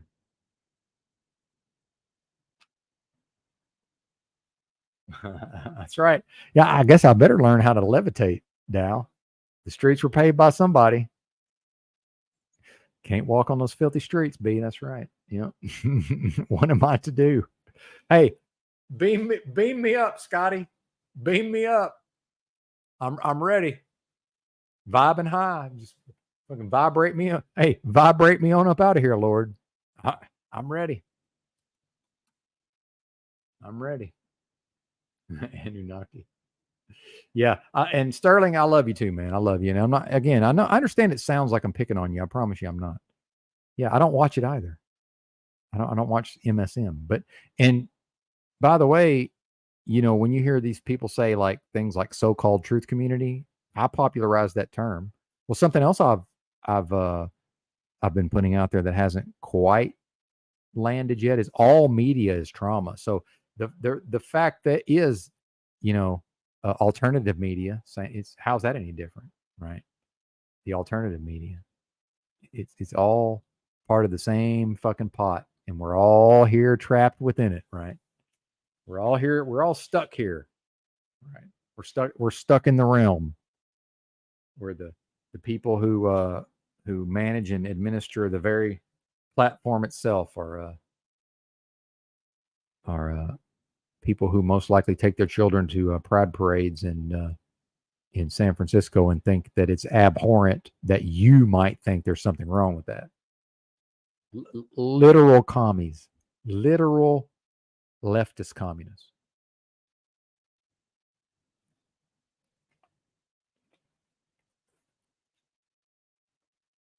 Which I think brings us to the point of why do the people tolerate? Why do the people tolerate this nonsense? See, ultimately, don't be upset with me. Why collectively do people tolerate all of this? See? That's the question. When we know at the end of the day, it's just we don't like the sound of Bill Maher's voice. We like the way Trump presents some of us. So we're willing to overlook whatever crazy, filthy nonsense and predatory actions that Trump may have engaged in his time. Because we all know there's no fucking way he stepped into the presidency without compromising himself long ago. But because of he presents in a certain type of way, we don't need to character assassinate him the second we see his image. But then here's Bill Maher, and his voice is annoying, and it's fingernails on the chalkboard. So we better make sure that we double down and triple down on what just a human piece of garbage he is. There you go, Venus. Well, me too. I'm here for entertainment, and I must say I haven't found much of that here in the last few minutes. I must say. This is not really it's not that fun or interesting to me. I'm not feeling it. I'm not feeling it. Not feeling it.